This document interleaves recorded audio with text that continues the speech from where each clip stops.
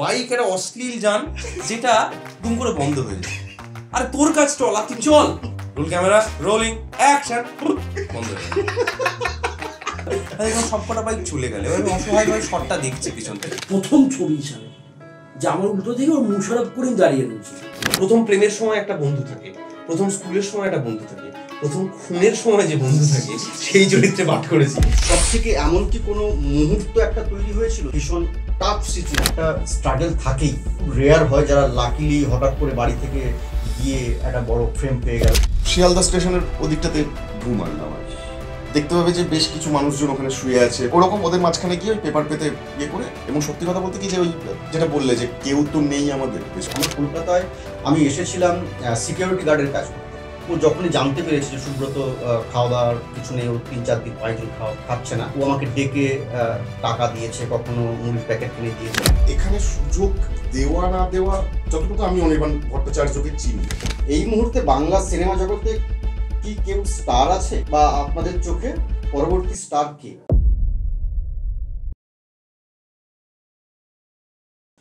নমস্কার, হাবিজাবি ইউটিউব চ্যানেলে আপনাদের জন্য আজ নিয়ে এসেছি একটা অন্য ধরনের অনুষ্ঠান।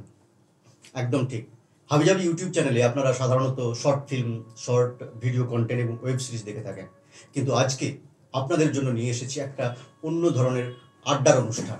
বিগত বেশ কিছু দিন ধরে এপার বাংলা এবং ওপার বাংলা, তার সাথে সাথে অস্ট্রেলিয়া, কানাডার বিভিন্ন বড় বড় শহরে ফ্রেন্ডস কমিউনিকেশন প্রযোজিত এবং ব্রাত্য বসু পরিচালিত সিনেমা হুব্বা বেশ সাফল্যের সঙ্গেই চলছে।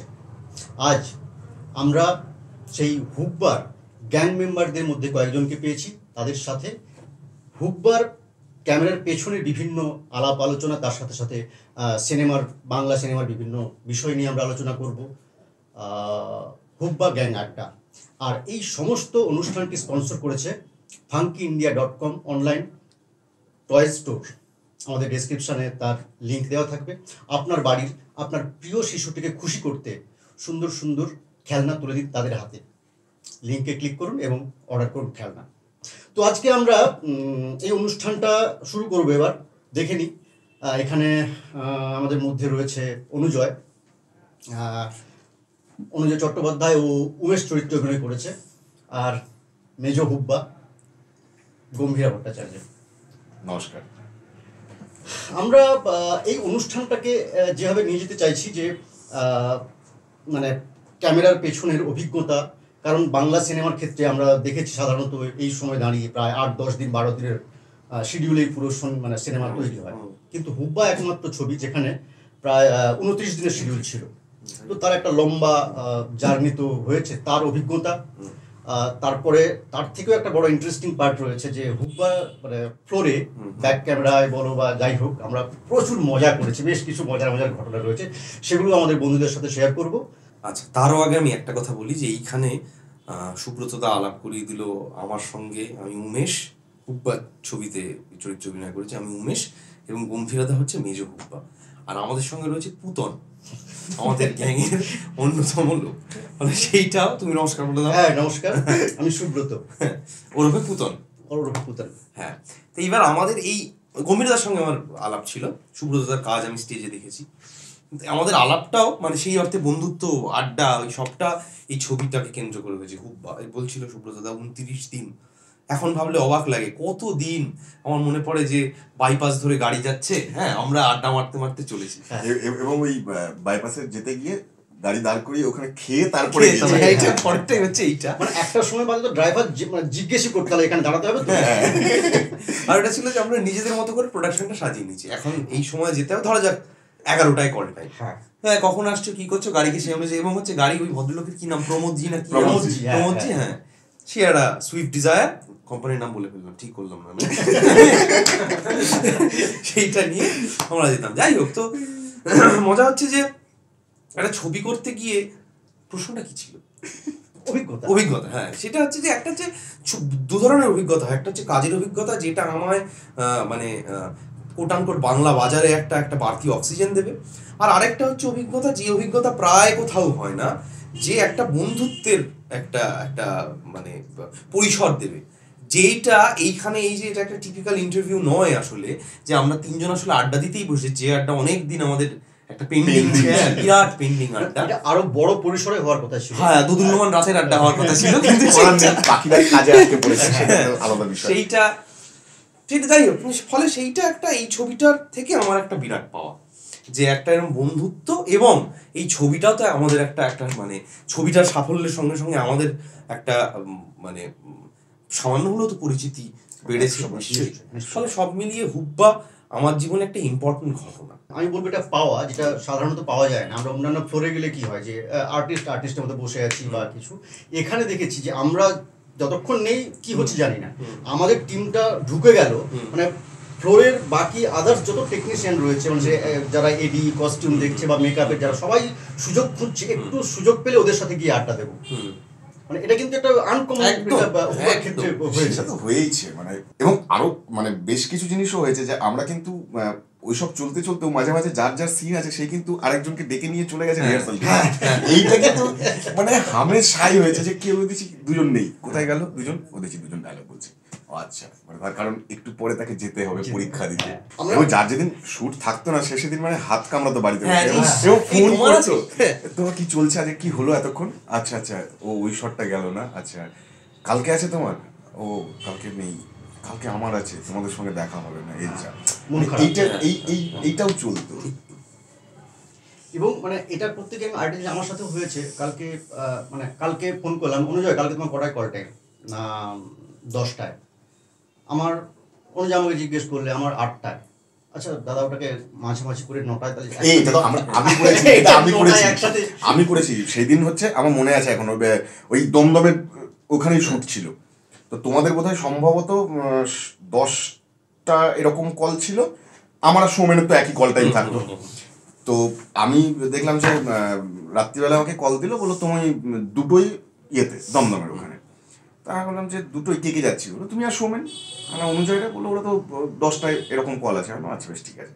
সৌমেনকে রাত্রিবেলাতেই ফোন করেছি, আমার সৌমেন কালকে তো সকালে কি কাজ আছে, বললো কিছু নেই সেরকমভাবে। আমি তাহলে গাড়িটাকে আগিয়ে নিই, আমি ওকে 9টা সাড়ে 9টার মধ্যে ডেকে নিই, তাহলে ডেকে নিই আমরা মোটামুটি 10টার মধ্যে যদি বেরিয়ে যায় এখান থেকে, 11টার মধ্যে পৌঁছে যাবো, কারণ বাড়িতে ঢুকে একা কি মানে একা বসে থেকে কি করবি। বললো যে চলো তাহলে ডেকে নাও। গাড়িটা ডাকলাম, গাড়ির ড্রাইভার বলছে দাদা আপনাকে তো দুটো এরকম পৌঁছাতে বলেছে, আমি তো 12টা সাড়ে 12টায় ভেবেছিলাম, তুমি তাহলে একটু আগে দিয়ে দাও। বলো আচ্ছা বেশ ঠিক আছে, প্রমোদজি বলো আচ্ছা বেশ ঠিক আছে। ও গাড়ি নিয়ে চলে এলো, আমরা গিয়ে ওখানে ঢুকে গেলাম। যে ঢোকার সঙ্গে সঙ্গে সুদীপ দা আমাকে মুখে দিকে তাকিয়ে বলছে তুমি এত তাড়াতাড়ি এসে কি করবে এখানে, তোমার তো শর্ট সেই বিকেলের দিকে। না না বাকিরা চলে এসছে, তো আমি আবার বাড়িতে একা বসে থেকে। ওইটা বোধহয় ওই নাগের বাজারে যেদিন হোলির, না না না না হোলিটা না, এই যেটা আমাদের মাঠের দৃশ্য, মাঠের সিনটা যেদিন, হ্যাঁ রাইট রাইট, সেই দিন ওই পুলিশের ভ্যান এসেছিল যে মাঠে, ওই বিখ্যাত দৃশ্য আমার কাছে চলকায় জানিস একদম। তো আমরা অভিজ্ঞতা মোটামুটি অনেকটাই করলাম। আমরা এটা করতে করতে যা মূলত আরেকটা দিকে এগিয়ে গেলাম, যে মজার ঘটনা। অ্যাকচুয়ালি একটা সিনেমা তৈরি হওয়ার পেছনে প্রচুর মজা, আরো মজা আছে। হুব্বার ক্ষেত্রে সেটা আর একটা বেশি মাত্রা যোগ করে দিয়েছে আমাদের, সেটা আমি এবার প্রসঙ্গ তুলতে যাব। অনুযায়ী এক্ষুনি আমার উপরে রেগে যাবে, আর চোখে তাকাচ্ছে আমার দিকেও। সেটা হচ্ছে যে হুব্বা শুটিং চলাকালীন আমাদের মধ্যে সব থেকে যেটা বেশি আলোচনা হতো, যে হুব্বা হয়ে যাওয়ার পরে আমাদের আরেকটা পার্ট হওয়া উচিত, সেটা হচ্ছে হুব বাইক। আমি চলে যাই, এটা ভীষণ ইম্পর্টেন্ট পার্ট। আমি এই জন্য বলবো, তুমি ওই জন্য একটু আগে বললাম না যে আরেকটা পার্ট কিন্তু বাকি আছে, আরো ভেতরে তো তুমি শুরু করো। না আমি বলছি যে বাইক নিয়ে আমারই কথা বলা উচিত, আমি শুরু করবো, আমি শেষ করবো, বাইক নিয়ে কেউ কোনো কথা বলবে। আমার মনে আছে পিনাকিদা, এই ছবির চিফ এডি, পিনাকিদার সঙ্গে আমার যেদিন প্রথম ওই স্ক্রিপ্ট রিডিং ওই কোনো একটা ফ্রেন্ডসের অফিসেই দেখা হলো, তখন স্যার আমার জিজ্ঞেস করলেন বাইকের কি অবস্থা করবো। তার আগে জানিস বাইক চালাতে হবে, চালাচ্ছি। উনি বললেন হু করে বাইক চালাতে হবে, সর্বনাশ করেছে, ফুল স্পিডে ধরো বাইপাসের উপর দিয়ে, সর্বনাশ, এরকম ব্যাপারই না, চালিয়ে নেবো, পারবে তো? হ্যাঁ। বলে পিনাকি দেখে বললাম পিনাকি দা বাইকটা কি বাইক? বলছে বাইক তো পুরোনো বাইক। তুমি আমায় বাঁচাও। বলছে আমি বাঁচাবো কি করে, পুরোনো বাইক কোনো হয় নাকি, তুমি প্র্যাকটিস করো। এসব করে গেছি। যেদিন আমি শুটে যাচ্ছি সেদিন গম্ভীরদা বললো তোমার বাইকের কি অবস্থা? বাইক টলমল করছে। গম্ভীরদা বলছে আমায় কেন বললেন, আমি তোমায় শিখিয়ে দিতাম, 3 দিন লাগতো বাইক চালানো শেখাতে। না না পারবো। উনি বলছে হ্যাঁ পারবে তো নিশ্চয়ই। এইবারে বাইকে গেলাম, বাইক একটি অত্যন্ত খারাপ যান, এটা বিধিসম্মত সতর্কীকরণ আমি বলছি। বাইক কোনো ভালো, সবচেয়ে হচ্ছে বাইক ভালো তখনই যখন অন্য একজন কেউ চালায়। বাইক একটা অশ্লীল যান যেটা দুম করে বন্ধ হয়ে যায়। আরে তোর কাজ চল, তুই চল একটু হলো। এবং সবচেয়ে বড় কথা, আমার যেটা হতো প্যাথেটিক ঘটনা, আমি বাইকে সবচেয়ে সিরিয়াস থাকতাম, গম্ভীর মুখে যে বাইক, কারণ সবার পেছনে আমি ছবিটা দেখলে যারা যদি কেউ দেখে থাকেন বা দেখবেন তারা দেখবেন সমস্ত বাইকের দৃশ্যে আমি সবার পেছনে টলমল করতে করতে বাইকটা চলেছে। এবং bike start bike start bike start কেউ একটা বললো, বাইক স্টার্ট দিয়ে দাঁড়িয়ে বুম বুম হচ্ছে, গম্ভীরতা সবার আগে, বুম বুম, অনুজয় পারবে, কোনো চিন্তা নেই, হ্যাঁ ঠিক আছে, বুম বুম হচ্ছে, রোল ক্যামেরা রোলিং অ্যাকশন, বন্ধ হয়ে গেল। এটা কি, এটা কেন?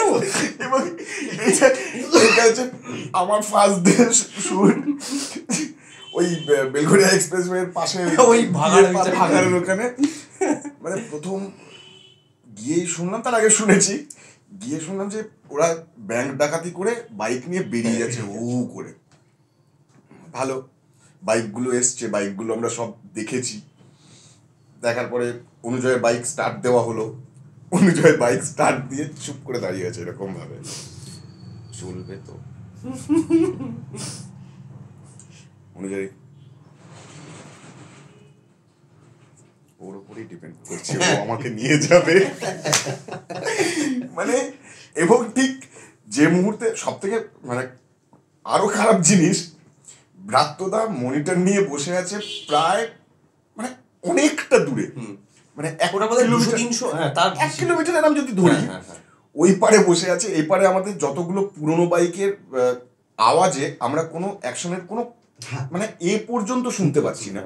এবং ধোঁয়াও ভরেছে, আমাদের ড্রোন কিন্তু ড্রোন চলছে, মাঝখানে আমাদের বাইক স্টার্ট গুম গুম করে আওয়াজ উঠছে, সেখানে অ্যাকশন বলেছে, আমরা বেরিয়ে চলে গেছি।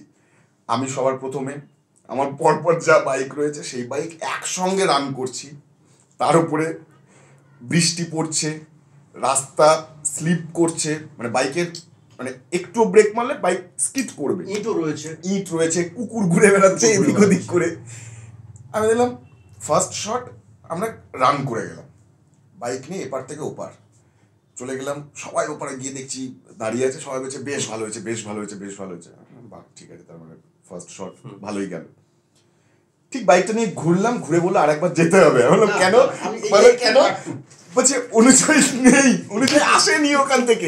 জাস্ট আমি এইখানে একটু আটকাচ্ছি, মানে এইখানে আমার অভিজ্ঞতাটা, মানে বাইক নিয়ে যেটা হয়েছিল যে পুরোনো দিনের বাইক সব চলে এসছে, কে কোন বাইকটা চালাতে পারবে পছন্দ করে না।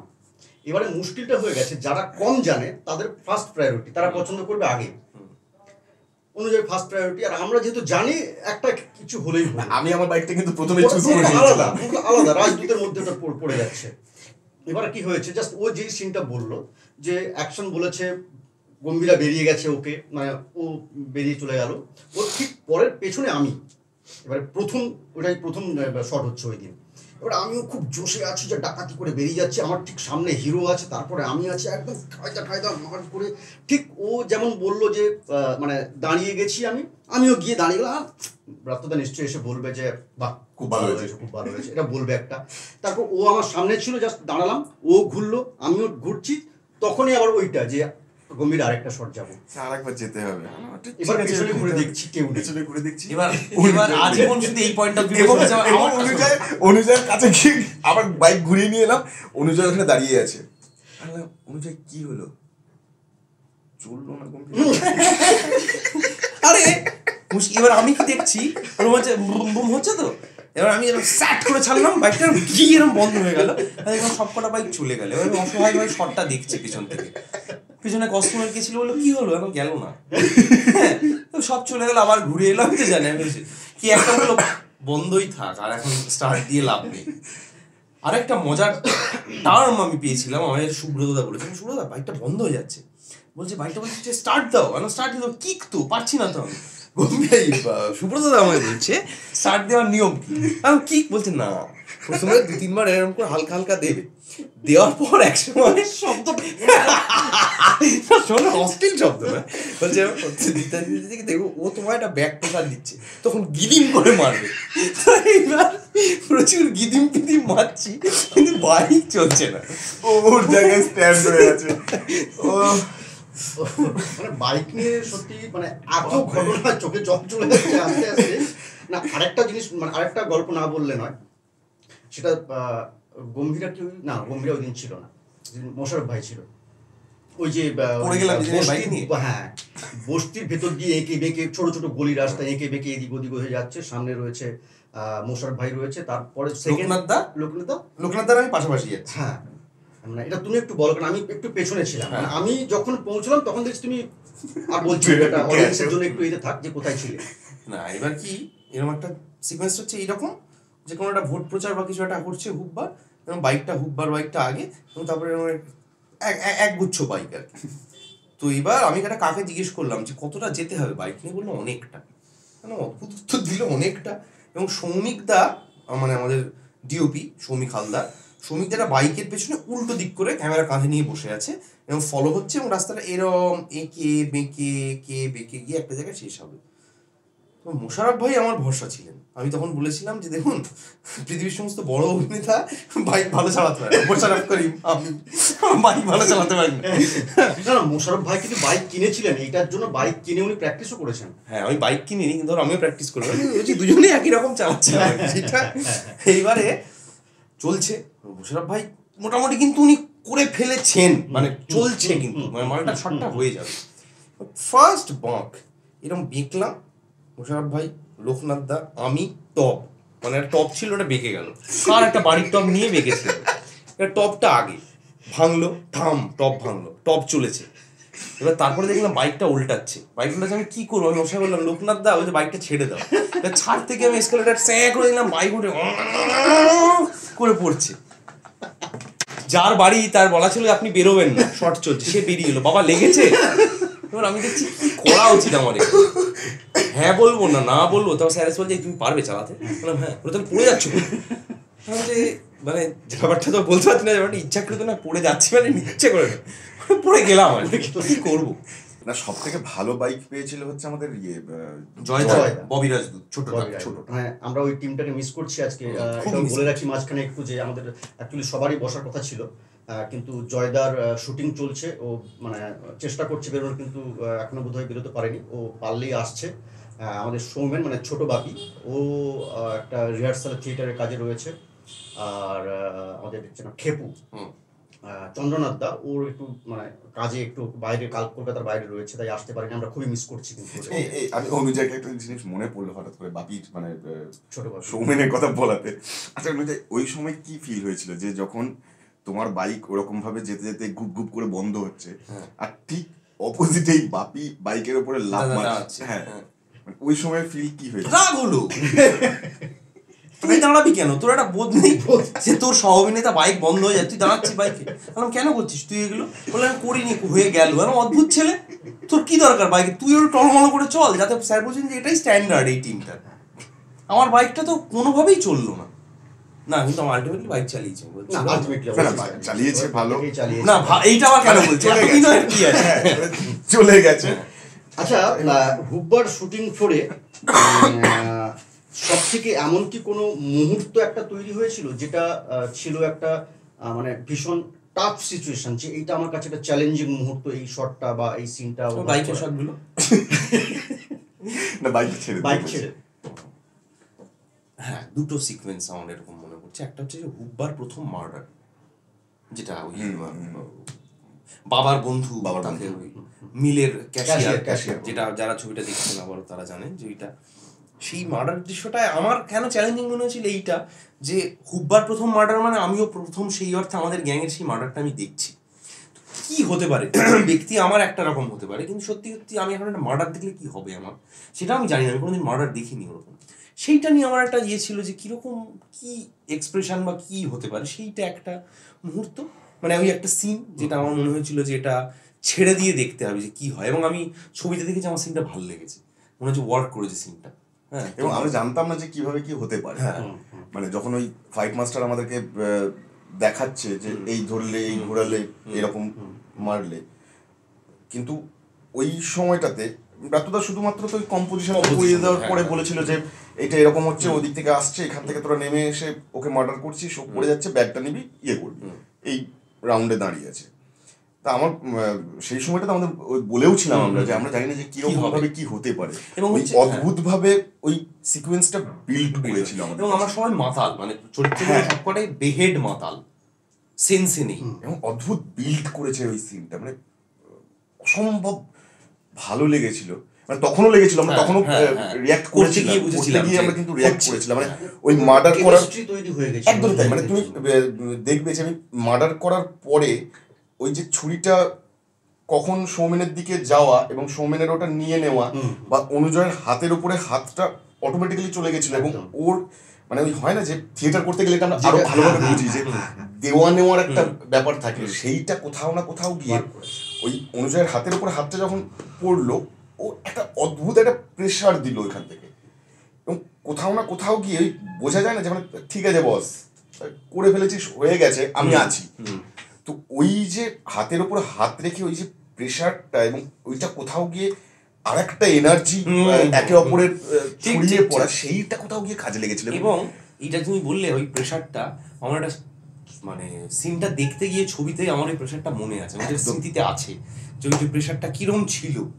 আমি বলছি যে এরকম না যে নিজের গুণগান নিজে গাইছি আমরা, কিন্তু আমি বলছি যে ওইটা খুব একটা একটা মানে হয়ে ওঠা একটা দৃশ্য, যেটা আগে থেকে রিহার্স নয়, সেইটা আমাদের বেশিরভাগ মানে সিনগুলোই তো আমরা ওই মানে ইম্প্রোভাইজ বেশি রিহার্সাল করে ইয়ে করে কাজ করেছি, সেরকমও তো হয় না। মানে ব্রাত্যদা এসেছে, আমাদেরকে পুরোটা বুঝিয়ে দিয়েছে, এবারে আমরা আমাদের মতন করে করেছি একবার করে, এবং সেটা আমরা দেখিয়ে নিয়েছি যে মানে ওই রিহার্সালের মতন করে যে তুমি একবার দেখো এরকমটা হতে মানে হলে কেমন হয়, যদি কিছু ইনপুট দেওয়ার মনে হয়েছে তখন ব্রাত্যদা বলেছে যে এটা নয়, ওটা কর। এই ক্যাপ্টেনটা মানে হ্যাটস অফ ক্যাপ্টেন, এই এটা ব্রাত্যদা কিন্তু প্রত্যেককেই করেছে, মানে চাপিয়ে দেয়। এই ক্যাপ্টেনটা মানে সেই খোলাটা ছিল, ওই মানে ওইটা দরকারও ছিল, মানে এই কাজটার জন্য ওই ক্যাপ্টেনটাকে দরকার ছিল। মানে ক্যাপ্টেনের ওই মানে মাঠে নামিয়ে দেওয়ার পরে বলেছে তোমার কাছে যেরকম বল আসবে তুমি সেরকম ভাবে চালাবে, ভেবো না, কিন্তু মানে তোমাকে আমি টেকনিকটা জানিয়ে দিয়েছি যে কোন থেকে বলে তুমি কিভাবে খেলবে।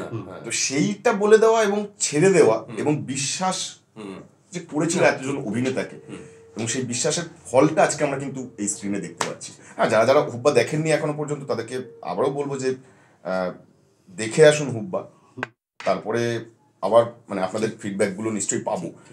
হ্যাঁ, ভালো মন্দ সেটা তো আপেক্ষিক, সেটা প্রত্যেকটা মানুষেরই থাকবে, সে ভালো মন্দ সবটাই থাকবে, কিন্তু অনেস্ট কাজ, অনেস্ট কাজ, একদমই তাই, মানে সব দিক থেকে, এপক্ষ ওপক্ষ সব দিক থেকে। তোমার আর কোনো এরকম চ্যালেঞ্জিং বা চ্যালেঞ্জিং ছিল আমাদের কাছে? মনে করে দেখো যে আমরা ওই দমদমের যেদিন ইয়ের সিকোয়েন্সটা করছি, ওই ওয়াগন চুরির মানে ভাঙা মাল ফেলা ইয়ে করা নিয়ে যাওয়া কলকাতা স্টেশনের, না না না না না না দমদমের ভেতরের এই লোহার, সেদিন বৃষ্টি পড়েছে এবং এক হাঁটু জল, আমরা জানি না ওখানে যে ওই মানে পুরোটা যে আমরা দৌড়ে যাবো, এবং সৌমিকদাকে গিয়ে জিজ্ঞাসা করলাম সৌমিকদা কতটা দৌড়ো, সৌমিকদা বললো যাচ্ছ মোটামুটি দেখো লাইটটা দেখো অতদূর পর্যন্ত, সেটা অন্তত 700 থেকে 800 মিটার, এবং প্রায় চলে যাচ্ছি আমরা এরকম, আমরা নিচে জানি না যে কোথায় রড রয়েছে, কোথায় সাপ টাপও বেরিয়েছিল, এবং ওইটা হচ্ছে আরেকটা পথ। সেদিন সারাদিন সকালে আমার হাঁটু জল, মানে বহু লোকের আর কি আরো বেশি জল, জলটা চুইয়ে চুইয়ে তো পুরো একদম ইনার, মানে তুমিও তো ছিলে, আমি ছিলাম, মানে আমার তার আগের দিন হুব্বা আমাদের প্রচন্ড পরিশ্রম হয়েছে, আমার তার আগের দিন জ্বর এসেছিল, এবং এই পরিশ্রমটা করতে কিন্তু ভালো লেগেছে।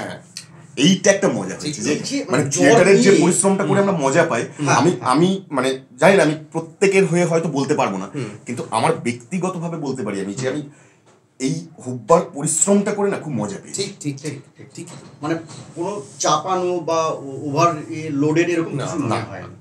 মানে ওই দিন যেটা ওই হচ্ছে ওই কারখানায়, মানে সেটা একটা বহু পুরনো কারখানা, বহুদিন ব্যবহার হয়নি, সেখানে মানুষজন কেউই যায় না, এক হাঁটু জল, আর কারখানার ওয়ার্কশপ আমি জানি না আপনাদের মধ্যে কেউ দেখেছেন কিনা, মানে সেখানে কোথাও সেই বড় বড় পুরোনো দিনের বড় বড় লোহার মনে হয় গাম্বুজি বলবো আমি, মানে মেশিনের পার্টস পড়ে রয়েছে, কোথাও গাড্ডা, কোথাও সেই পাতলা পাতলা পাত এরকম পেঁচিয়ে পেঁচিয়ে এইখান থেকে চলে গেছে কোন দিকে, কোথায় যে পায়ে ঢুকে যাবে সেই কোথায় এবং চলতে গিয়ে তো মানে জয়দা তো একবার ভালো মতন পড়েও গেল। হ্যাঁ পড়ে অনেকেই পড়েছি তো আমরা, মানে গাড্ডায় পা ঢুকে গিয়ে উল্টে গেছি। অ্যাক্সিডেন্ট সেরকম কিছু মানে লাগেনি হয়নি আলাদা কথা, মানে আমার জ্বর ছিল না। এবং আমার এটা মনে হয় যে লাগলেও হয়তো যেটা হতো যে ওই ফিরে এসে যদি আবার বলতো যে আরেকবার যাবো, সবাই হয়তো হাসি মুখে বলতে চলো যাই। এই লাগা নিয়ে আমি আরেকটা কথা বলেছি, আমার কাছে যেটা চ্যালেঞ্জিং ছিল বাট সব থেকে টাফ ছিল ওই যে গানটা হুব্বার যে গানটা, তোমার সেদিন পায়ে চোট ছিল, আমি ওটাই জাস্ট বলতে যাচ্ছি, মানে ওইটা আমার কাছে একটা বিরাট, মানে আগের দিন রাতে আমি রীতিমতো ঘুমোতে পারিনি ঠিক করে। তার কারণ কি, আমরা ওই গানটা রিহার্স করে এসেছি একদিন, পুরো কোরিওগ্রাফিক্যাল সব কিছু কী হবে না হবে। আর ওখানে দেখবেন আপনারা যারা দেখেছেন, একটা আমার গানের মধ্যে একটা জাম্প করা আছে, সেই জাম্পটা মানে কিন্তু মাথার এই মানে এই ওপর থেকে একটা জাম্প করা রয়েছে। আমরা প্র্যাকটিস সব কোরিওগ্রাফি সব কিছু করে চলে এসেছি। যেদিন ওইটা শ্যুট হবে তার বোধহয় 2 দিন আগে আমি বাজারে বেরিয়েছি, আমার সাথে একটা অ্যাক্সিডেন্ট হলো। একবার আমার এই পায়ের এইখানটা পুরো ক্র্যাক করে, মানে আমি ফুলে মানে পা লাগাতে পারছিলাম না। সেই কন্ডিশনে আমি তার আগের দিন রাতে যে আমি কালকে এটা কী করে শ্যুটটা করবেন, ডান্স কোরিওগ্রাফিগুলো মানে আপনারা যদি মাইনুটলি খেয়াল করবেন দেখবেন ওই দিন আমার মুভমেন্টগুলো কোথাও একটা মানে হয়তো বোঝা যায় সেটা জানি না, আমি চেষ্টা করেছি যতটা ওভারকাম করার। তো ওইটা আমার কাছে একটা বিরাট ছিল যে, এবং কি কতবার জুতো পরা যাচ্ছিল না, জুতো মানে জুতো পরতে পারছি না, এত ফুলে গেছিল মানে, এবং কতবার করে টেক হয়েছিল সারাদিন রাত্রে, সারা রাত শর্ট হয়েছিল, এগেইন অ্যান্ড এগেইন রিটেক হচ্ছে। তোমার এটা তো মানে শুটের আগে লেগেছে, আর আমার তো শুট মানে প্রথম দিনই ফার্স্ট শট দেওয়ার পরে ওই যে গেলাম আমরা যখন ওই কি বলে শাটার থেকে বসলাম, পুলিশ এলো, এসে হ্যান্ডক্যাপ লাগালো, প্রথম রিহার্সালে টানতে গেল, দুম নাকে খুব লেগেছিল, ওটা ভালো মতন লেগেছিল, মানে ফার্স্ট ডে এরকম ভাবে গিয়েই লাগলো নাকের মধ্যে। ঠিক আছে চলো, কি আর করা যাবে। ব্রাতদা এলো, এরকম করে দেখলো, খানিক ওডি কলম দিল, বলে ঠিক আছিস তো? হ্যাঁ ঠিক আছি, যাবো, মানে চলো, আর কি বলবো। তো লেগেছে, ঠিক আছে, ভালো হয়েছে। হ্যাঁ, আমরা অনেকটা এগিয়ে এসেছি। এরপরে আমরা যে বিষয়টা নিয়ে আলোকপাত করব সেটা আমার মনে হয় প্রতিটি অভিনেতা বা যারা আর্ট ফিল্ডে স্ট্রাগল করছে, কারণ আর্ট ফিল্ডে একটা প্রতিষ্ঠা পেতে গেলে একটা স্ট্রাগল থাকেই, মানে সেটা খুব রেয়ার হয় যারা লাকিলি হঠাৎ করে বাড়ি থেকে গিয়ে একটা বড় ফ্রেম পেয়ে গেল বা হয়। তো আমরা সেই স্ট্রাগলটা নিয়ে যদি এবার আমি আলোচনা করি, কে বলবে প্রথম? গম্ভীরা। দেখো, স্ট্রাগলের কথা যদি বলো তাহলে আমি বলবো যে আমাদের 3 জনেরই অল্প বিস্তর স্ট্রাগলের রুটটা কিন্তু প্রায় একই, ঠিক একদম একই। মানে শুধু আমরা 3 জন কেন, আমাদের এখানে যে কজন বসে থাকতাম, এই আমরা 6 জন টিমটায়, সেই 6 জনেরও প্রায় কাছাকাছি একই, কিন্তু আমাদের 3 জন এবং সৌমেনকে ধরে যে আমারটা যেটা মনে হয় যে আমি একদম একটা অচেনা শহরে প্রথম এসেছিলাম, যেখানে আমি কাউকে চিনি না, মানে যে জায়গায় এসে পড়েছি সেখানে আমার কোনো চেনা পরিচিতি নেই। সেই জায়গা থেকে দাঁড়িয়ে একটা কাজ শুরু করা, বা আমি তো প্রথম দিকে ওই সিনেমা করব বা সিরিয়াল করব এরকম কোনো মেন্টালিটি আমার ছিল না। আমার যেটা প্রথম ভালো লাগা এবং ভালোবাসা ছিল যে আমি থিয়েটারটাই করব, এবং ওই থিয়েটারের জন্যই আমার কিন্তু বাড়ি ছাড়া এবং কলকাতায় চলে আসা। এবং কলকাতায় চলে আসার পরেও কিন্তু বাড়ির লোকজন জানতো না যে আমি থিয়েটারটা করছি। মানে এইটা খুবই একটা চাপের বিষয় ছিল আমার কাছে, যার জন্য দেখবে একটা জিনিস, যে যখন আমি কলকাতায় আসছি এবং প্রথম যে কাজের জন্য আমি এসেছিলাম সেটার এই আমাদের বিজয়গড়ে রিহার্সাল হতো, তো তখন আমার থাকার কোনো জায়গা নেই। কলকাতায় চলে এসেছি, আমার থাকার কোনো জায়গা নেই। তো যে দাদা, মানে সৌরভ দা যখন আমাকে ফোন করে বলেছিল যে একটা কাজ করছি কলকাতায়, এরকম তুই কি কাজ করবি? আমি বললাম হ্যাঁ করবো, কেন করবো না, বলে চলে আয়। তো একটা ওই ব্যাগ গুছিয়ে ব্যাগপত্র নিয়ে মাকে বাবাকে বলে এলাম যে আমি একটা কাজ পেয়েছি কোম্পানির, তো চলে যাব। ঠিক আছে চলে যা। বাড়ির থেকেও কেউ জিজ্ঞাসা করেনি। আসার পর সকাল থেকে রিহার্সাল হলো, রিহার্সাল মানে 10টা থেকে 6টা পর্যন্ত। তারপর আমি জানি না যে আমি কোথায় যাব। মানে এটা আমার কাছে একটা এই রাত্রিটুকু আমি কোথায় থাকবো, এবং বেশ কিছুদিন আমার মনে আছে যে আমি ওই সৌরভদার আমি একসঙ্গে এখানে রিহার্সাল শেষ করে আমরা গেছি এখান থেকে ব্যান্ডেল, ট্রেন ধরে রাত্রিবেলায় ব্যান্ডেল একজন বাড়িতে থেকেছি, আবার তারপরের দিন সকালবেলা ফিরে এসেছি, ফিরে এসে রিহার্সাল করেছি, আবার সেই পরের দিন রাত্রিবেলা হয়তো বোলপুর চলে গেছি একজনের বাড়িতে থাকতে, মানে ওই রাত্রে 1-2 ঘন্টা এরকম থাকা হতো, তারপর আবার চলে আসতাম। তারপরে দেখলাম যে দিন 7 মানে এরকম জার্নি চলার পরে শক্তিগড় এই ওখানে এখানে, তাই তুমি যাও, তুমি তোমার মতন ঘুরো, আমি আমার মতন দেখে নিচ্ছি, কিছু একটা ব্যবস্থা হয়ে যাবে। তো প্রথম কয়েকদিন মানে শিয়ালদা স্টেশনের ওদিকটাতে ঢু মারলাম আর কি। শিয়ালদা স্টেশনের রাত্রিবেলায় থাকা, এটা যার যার এক্সপিরিয়েন্স নেই সে বুঝবে না, আর যার এক্সপিরিয়েন্স আছে সে বুঝবে, মানে সেটাকে খুব ভালোভাবে রিলেট করতে পারবে। যে ধরো তুমি 11টা 11:30টার মধ্যে ওখানে ঢুকে গেলে এবং পেপার নিয়ে চলে গেলে, এবং তুমি মোটামুটি ওই আমরা যেখানে এখন ট্রেন ধরতে গেলে সবাইকে বলি যে ইনকোয়ারির সামনে গিয়ে দাঁড়াতে, তো ঠিক ওখান থেকেই ওই যে চত্বরটা পুরোটা লম্বা জার্নি, তুমি দেখতে পাবে যে বেশ কিছু মানুষজন ওখানে শুয়ে আছে, কেউ পলিথিন পেতে, কেউ পেপার পেতে, এরকম। তো ওরকম ওদের মাঝখানে গিয়ে ওই পেপার পেতে ইয়ে করে বসে থাকতাম। প্রথম 2-3 দিন খুব ভয় হয়েছিল যে আমার কাছে তো একটাই ব্যাগ, যদি কেউ ব্যাগটা টেনে নিয়ে চলে যায়, তো সেই ভয়ে হয়তো ঘুম আসতো না। তো তারপরে ওই ব্যাগের ওই হাতলটাকে হাতের মধ্যে বেশ ভালো মতন পেঁচিয়ে, ছোট হাতলটাকে আর বড় হাতলটাকে টেনে নিয়ে পুরো মানে দুটো হাতকে বার করে বুকের এখান অব্দি চেপে, যাতে টানলে আমাকে সহ টানবে আর কি তুমি। তো ওরকমভাবে শুয়ে থাকা, এবং ঠিক 3:30 থেকে 3:45-এর সময় তোমাকে ঘুম থেকে উঠে যেতে হবে। তার কারণটা কি, ওই জল দিয়ে পরিষ্কার করবে ওই ইয়েটা, ওই জল দিয়ে পরিষ্কার করার সময়টাতে তখন আর শিয়ালদার ওই চত্বরটা পুরোটা বেশিরভাগ ফাঁকা হয়ে গিয়ে সবাই বাইরে চলে আসে, আর বাইরে আসা মানে হচ্ছে মশার সঙ্গে তোমাকে প্রেম করতে হবে, এবং টয়লেটের গন্ধটা তোমাকে ভালোবাসতে হবে। ওই ঝাঁঝালো তীব্র গন্ধ একটা তোমার নাকে আসবে, এবং তার সঙ্গে মশারা এসে তোমাকে গান শুনিয়ে যাবে। এই যে ভালো লাগা এবং ভালোবাসাটা, এটা একে অপরের সঙ্গে চলতে থাকবে, সেটা চলবে মোটামুটি বেশ তোমার যতক্ষণ না ভোরের আলোটা ফুটছে ততক্ষণ পর্যন্ত। তো আমি ওই এসে দেখতাম যে টয়লেটের ওই পাশটাতেই বেশ কিছুজন বসে আছে, শুয়ে আছে, ওদের ওখানে গিয়ে চুপ করে বসে থাকতাম। এবং আরও একটা মজার বিষয় হচ্ছে যে সেই সময় যেহেতু খুব বেশি যে টাকা পয়সা সেটাও তো ছিল না, তো সেই সময়টাতে ওই আমার এক বন্ধু যার বাড়ি শক্তিগড়ে, তার বাড়ি একদিন গেছিলাম ট্রেনে যেতে যেতে, সে দেখলাম রাত্রিবেলাতে তখন কটা বাজে, প্রায় 11টা, মানে বর্তমান শক্তিগড় আমরা নামবো তার আগে বাদাম বিক্রি করতে এলো। ও 1 প্যাকেট বাদাম কিনে নিল এবং বাদামটা খেয়ে নিল, খেয়ে জল খেয়ে পেলো না, বাড়িতে গিয়ে তো কিছুই খেতে পারবি না, গ্যাস হয়ে যাবে এটাতে, বলে ওই জন্যই তো খেলাম।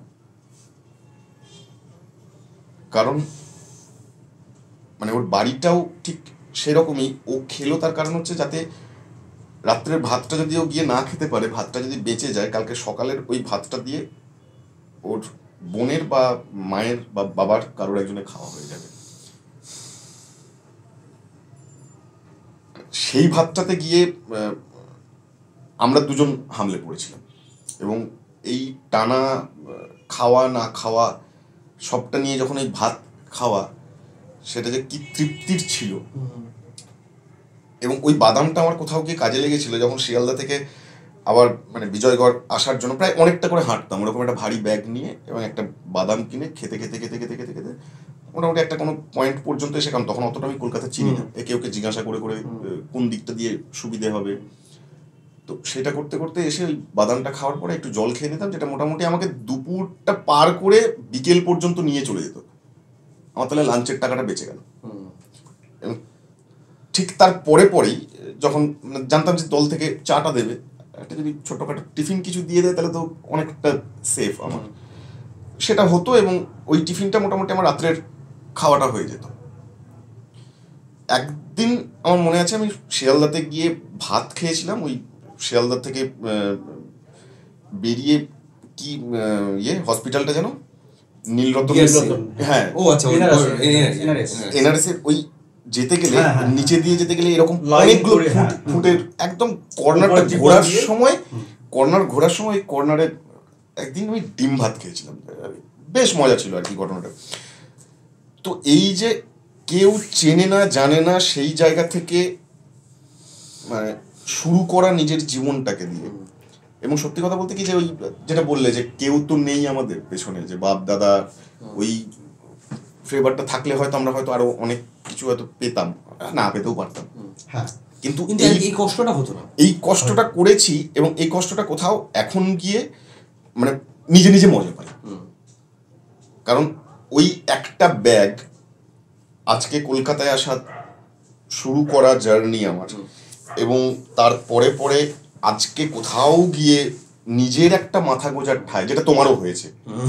হ্যাঁ, তো এই যখন নিজের সারাদিনের পর বাড়িতে গিয়ে ঢুকি, ওই দরজাটা খোলার পরে যখন চারিদিকটা দেখতে পাই, তখন গিয়ে কোথাও মনে হয় যে ওই ঝাঁঝালো গন্ধটা, ওই মশার কামড়টা এখনো আমাকে সাথ দেয়, এবং আমার সামনে এগিয়ে যাওয়ার জন্য এইটা মানে আমার থাকবে।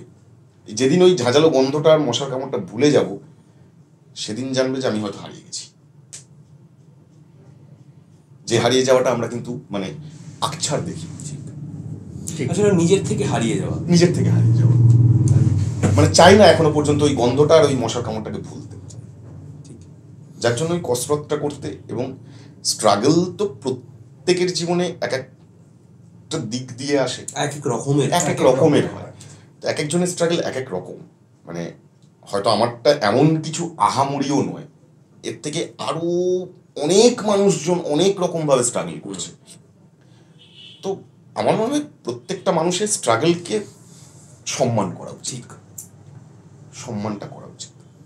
আমি অন্যের স্ট্রাগলটা সম্মান না করলে আমি ওই সম্মানটা পাবো না, আর আমি যদি ওই সম্মানটা না পাই তাহলে আমি বোধহয় অনেস্টলি এগিয়ে যাওয়ার যে রাস্তাটা সেই রাস্তাটা মসৃণ হবে না, পিছল হয়ে যাবে কোথাও। একদমই তাই। ঠিক আছে, আমরা ভারাক্রান্ত হয়ে গেলাম না, তারপর আমরা ভারাক্রান্ত না, মানে কি হয় যে ওই পুরোনো ঘটনাগুলো বলতে বলতে না পুরোনো কিছু মানুষজনকে তো মনে পড়ে। আমার শিয়ালদাতে একজন তখন বন্ধু তৈরি হয়েছিল, বয়স্ক একজন ভদ্রলোক, সে রাত্রিবেলায় ওখানে থাকতেন আর কি। অনেকে বলি যে রাত্রিবেলায় এই সমস্ত জায়গায় যারা থাকে তারা চোর ছেঁচোর পকেট মার হ্যাঁ না হয়তো হতেই পারে, মানে সে তার জায়গাতে হয়তো ঠিক, আমি আমার জায়গায় ঠিক। তো সেরকমই একটা বয়স্ক একজন মানুষের সঙ্গে পরিচয় হয়েছিল, যে হচ্ছে সারাদিন ওই আমরা যে সমস্ত জিনিসগুলো ফেলে দিই, হয়তো জলের বোতল কিনলাম, জলটা খেয়ে হয়তো বোতলটা ফেলে দিলাম, বা হয়তো কোনো প্যাকেট ফেলে দিই, ও সারাদিন ওইটা কুড়িয়ে বেড়ায়, ওটাই ওর কাজ। কুড়িয়ে নিয়ে এসে সে বিক্রি করে বা যাই কিছু হোক, ও ওখানে এসে শুয়ে থাকতো। ওই মানে কথায় কথায় একদিন দুদিন এরকম ভাবে চলতে চলতে চলতে চলতে একদম ভালো মতন ভদ্রলোকের সঙ্গে মানে অনেকক্ষণ ধরে, প্রায় সেদিনের ওই ভোরবেলার থেকে 7টা 8টা পর্যন্ত ওরকম ভাবে কেটে গেছিল, এবং লাস্টে উনি আমাকে চা খাইয়েছিলেন, একটা ছোট্ট ওই প্লাস্টিকের কাপ। হ্যাঁ, বলো বসো আসছি বলে উনি দুটো চা নিয়ে এসে সকালবেলায় চা ফা খেয়ে তারপরে আমি আমার মতন করে বেরিয়ে গেলাম, উনি ওনার মতন করে বেরিয়ে গেলেন। এখন আর গিয়ে দেখা হবে না হয়তো, উনি ভালো থাকুন। প্লাস্টিকের ভাঁড়ও নেই, মজার বিষয় স্ট্রাগলের কথা। আমি এই জন্যই গম্ভীরতাকে প্রথম বলতে বললাম, তার কারণ আমার মনে আছে একটা রাত, সেটা সুদীপাদির বাড়িতে আমি তোমার স্ট্রাগলের কথা প্রথম শুনেছিলাম। যেহেতু যে কথাটা গম্ভীরতা বললো যে আমাদের যে কজন এখানে থাকার কথা বা এখন যাচ্ছে, আমাদের রুটটা মানে একটা অন্য ছোট শহর বা মফস্বল থেকে আসা, এবং কলকাতায় একটা এমন একটা কাজ করা যেটা আমাদের পরিবারে হয়তো আগে কেউ করে, এই প্রথম আমি করছি। এবং আমি বলছি ধর আমার পরিবারে করলেও শুধুমাত্র অভিনয় করবো, আর কিছু করবো না, এইটা হয়তো আমিই প্রথম। তো বিষয় হচ্ছে যে এক একজনের স্ট্রাগল এক এক রকম হয়। আমার হয়তো থাকা নিয়ে এরকম স্ট্রাগল হয়নি, কিন্তু আমার বিভিন্নতর স্ট্রাগল হয়েছে। যেমন আমার মানে নিজের অবস্থান নিয়ে স্ট্রাগল হয়েছে। আমার অবস্থানটা কোথায় কলকাতা শহরে, যেটা গম্ভীরতা বলছিল যে আজকে নিজের মানে ধরো এটা গর্বের বিষয় না, কিন্তু এটা আনন্দের বিষয় যে আজকে আমার যে স্পেসটা হচ্ছে এটা আমার স্পেস। হ্যাঁ, আমি সেখানে আছি, সেটা আমি। হ্যাঁ, এই মনোনীর গুপ্তের লেখা আছে 10 ফুট বাই 10 ফুটে আমি রাজা। তো এই 10 ফুট বাই 10 ফুটে আমি রাজা, কিন্তু অন্যান্য জায়গায় ওই যে প্রজা হয়ে বেঁচে থাকা, ওই যে একাকিত্ব, সেইটা আমার মনে হয় সেটা তখন অতটা বুঝতে পারিনি।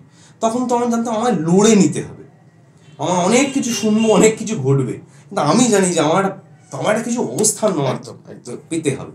তো সেইটা আমি বলছি সেইটা স্ট্রাগল ছিল। বহু স্পেস ঘুরে সে এখন এসে ভাবলে দেখো শেষ তো হয় না, স্ট্রাগলের কিছু শেষ হয় না। এখন আমার অন্যরকম স্ট্রাগল আছে, আমার ইএমআই জোগাড় করার স্ট্রাগল, কথা বলছি ইএমআই জোগাড় করার স্ট্রাগল, আমার মাসের চুল রান্না করা শেখার স্ট্রাগল আছে, পাট ভালো করার স্ট্রাগল, কত কি স্ট্রাগল আছে না, বাইক শেখার স্ট্রাগল আছে। স্ট্রাগল ইজ ইটস একটা জার্নি। হ্যাঁ, এবং এটা একজন বলেছিল যে কি করছি, আমি জিজ্ঞেস করেছিলাম তাই তুমি কি করছো, আমার পুরোনো থিয়েটার অনসাম্বলের একজন লোক বলেছিল স্ট্রাগল করছি। তো বলেছিল এটাই জীবনের ধর্ম, আমি জীবনের ধর্মটাই পালন করছি। তো গালভারি কথা, কিন্তু ঠিক কথা, ঠিক সেই আর কি সেইটা আমি বলছি। আলাদা করে যে খুব বিরাট করে বলার কিছু নেই, যে এটা গম্ভীরতা বলছিল যে আরো কত মানুষ কত স্ট্রাগল করেছে, কিন্তু প্রত্যেকের মধ্যে সেই বিভিন্ন স্ট্রাগল নিয়ে, এবং ধরো স্ট্রাগল করতে গিয়ে পেটের রোগ হচ্ছে, হ্যাঁ এখন আমি বুঝতে পারি যে গ্যাস্ট্রিকের সমস্যা, সেটা কি শুধুমাত্র না খাওয়া টাকার জন্য নয়, স্ট্রেস থেকে, এই যে সেইগুলো হওয়ার কথা ছিল না হয়তো, কিন্তু ঠিক আছে, জীবন এটাই, জীবন আমার এটা দিয়েছে, এটাও আমার অর্জন, এটাই তো জীবন। ঠিক। তুমি একটু বলো তোমার স্ট্রাগলের কথা একটু শুনি। মানে স্ট্রাগল নিয়ে বলতে গেলে ওই তখন একটা কথা দিয়ে আমার শুরু করতে হয়, সেটা হচ্ছে ওই প্রত্যেকের মতো স্ট্রাগল করছে। আমার স্ট্রাগলটা ওই এক এক রকমের, মানে এক একজনের এক এক রকমের, হয়তো আমার একটা বিরাট লম্বা জার্নি আছে, আমি এটাকে জার্নি হিসেবেই ধরি, যেটা কোনো শেষ হয় না, তার ধর্ম বা তার প্রকৃতি চেঞ্জ করতে করতে এগিয়ে যায়। আমি মানে পুরোটা বলতে গেলে অনেকটা সময় লাগে। আমি একটা সার্টেন টাইমের পর থেকে আমি মূলত কয়েকটা ইনসিডেন্টকে করতে যাই, যে আমার কলকাতায় আসা, সেটা তুমি বোধহয় বললে যে থিয়েটার করতে বা অভিনেতা হতে, কিন্তু আমারও কলকাতায় আসা নয়, তুমি বোধহয় তাই বললে। না, করতেই আসা, আমার শুধু থিয়েটারটাই করতে আসা। আমার ক্ষেত্রে কিন্তু উল্টো। আমি তার পেছনের হিস্ট্রিগুলো আমি শর্টে করে যাচ্ছি। আমার কলকাতায় আমি এসেছিলাম সিকিউরিটি গার্ডের কাজ করতে, জাস্ট সিকিউরিটি গার্ডের কাজ করতে।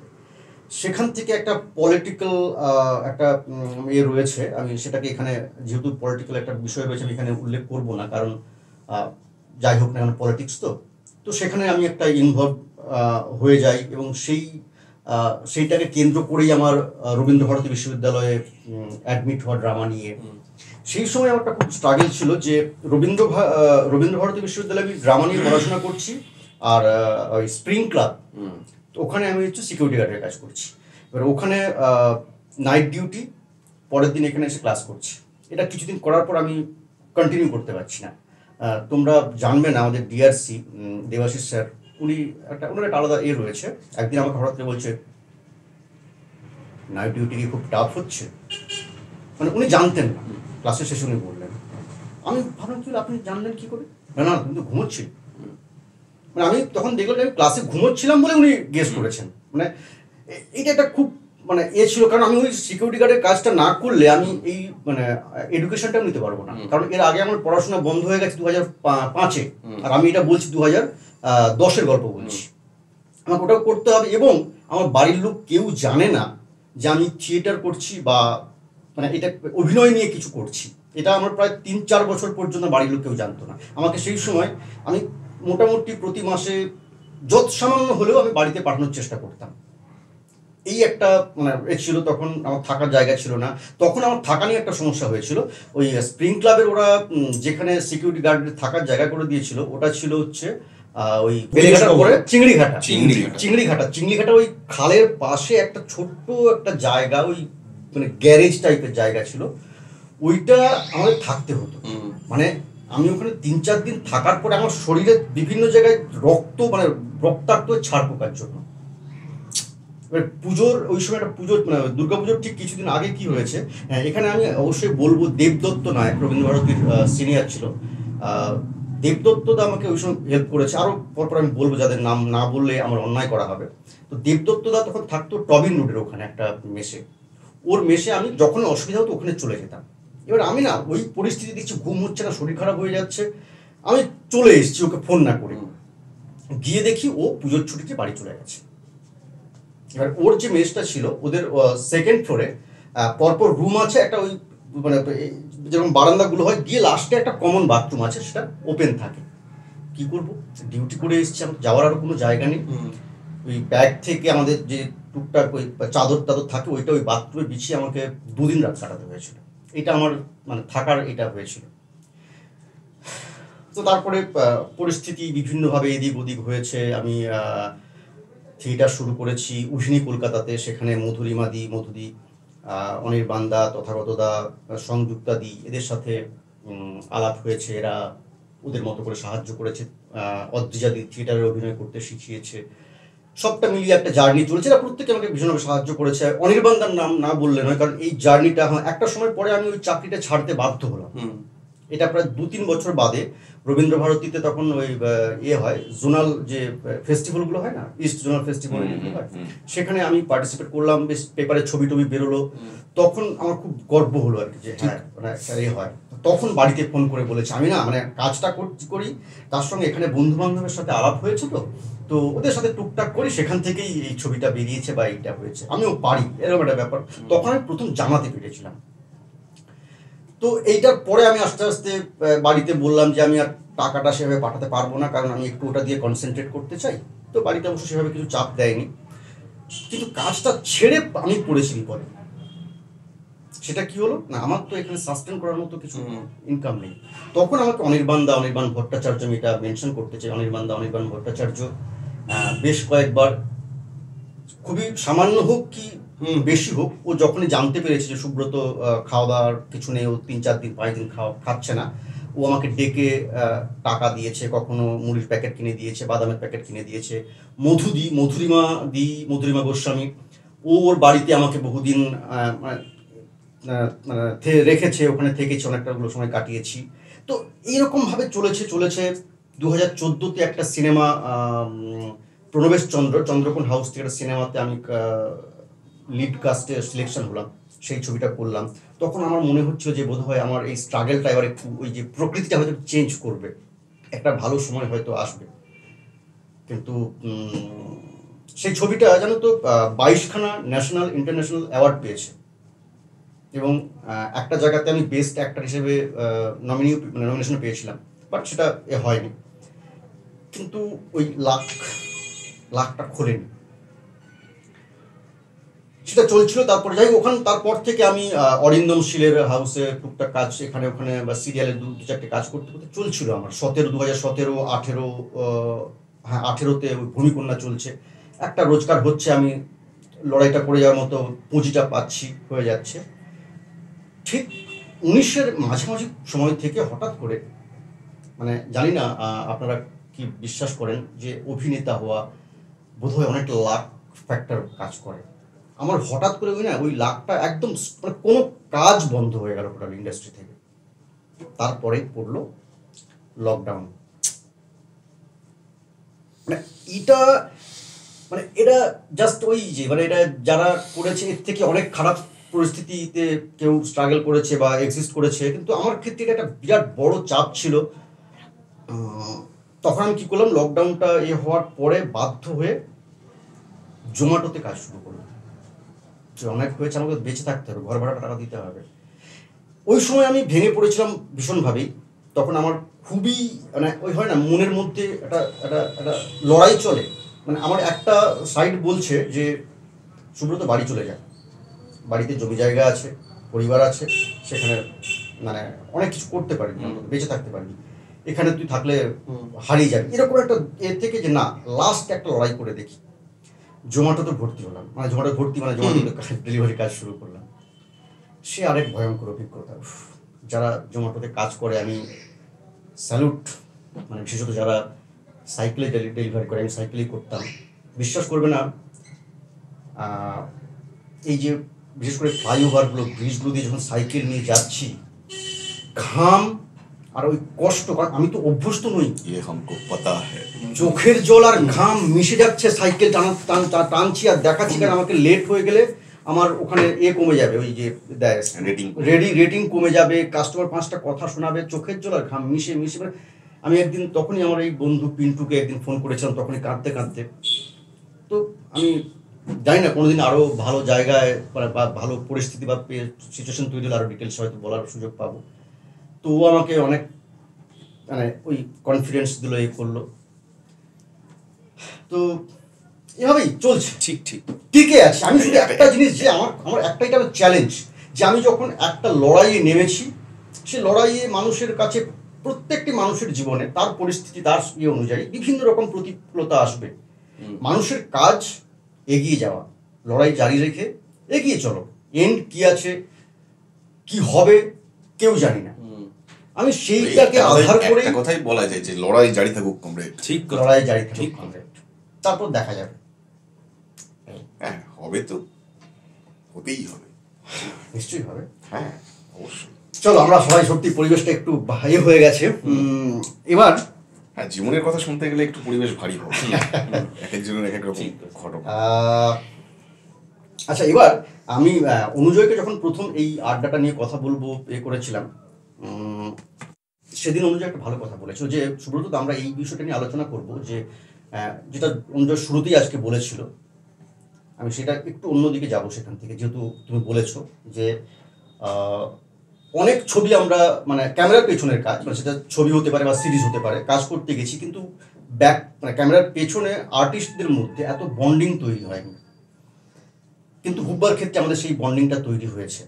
এটা নিয়ে আলোচনা আমরা শুরুতে তুমি বললে, যেটা একটা, আমি শুধু এখান থেকে এইটা বলতে চাইবো, এইটাকে ছুঁয়ে গিয়ে, যে এই বন্ডিংটা কিন্তু কোথাও, যে আমরা থিয়েটারের প্র্যাকটিশনার বলেই কি সম্ভব, বা থিয়েটারের প্র্যাকটিশনার যারা হয় তাদের মধ্যে প্রত্যেকেরই তো কি বলবো না, ওই লড়াইয়ের যে প্রকৃতিটা কাছাকাছি 19-20 সেখান থেকে না কিভাবে এই বন্ডিংটা হয়েছে বা হওয়া সম্ভব বলে মানে হয়।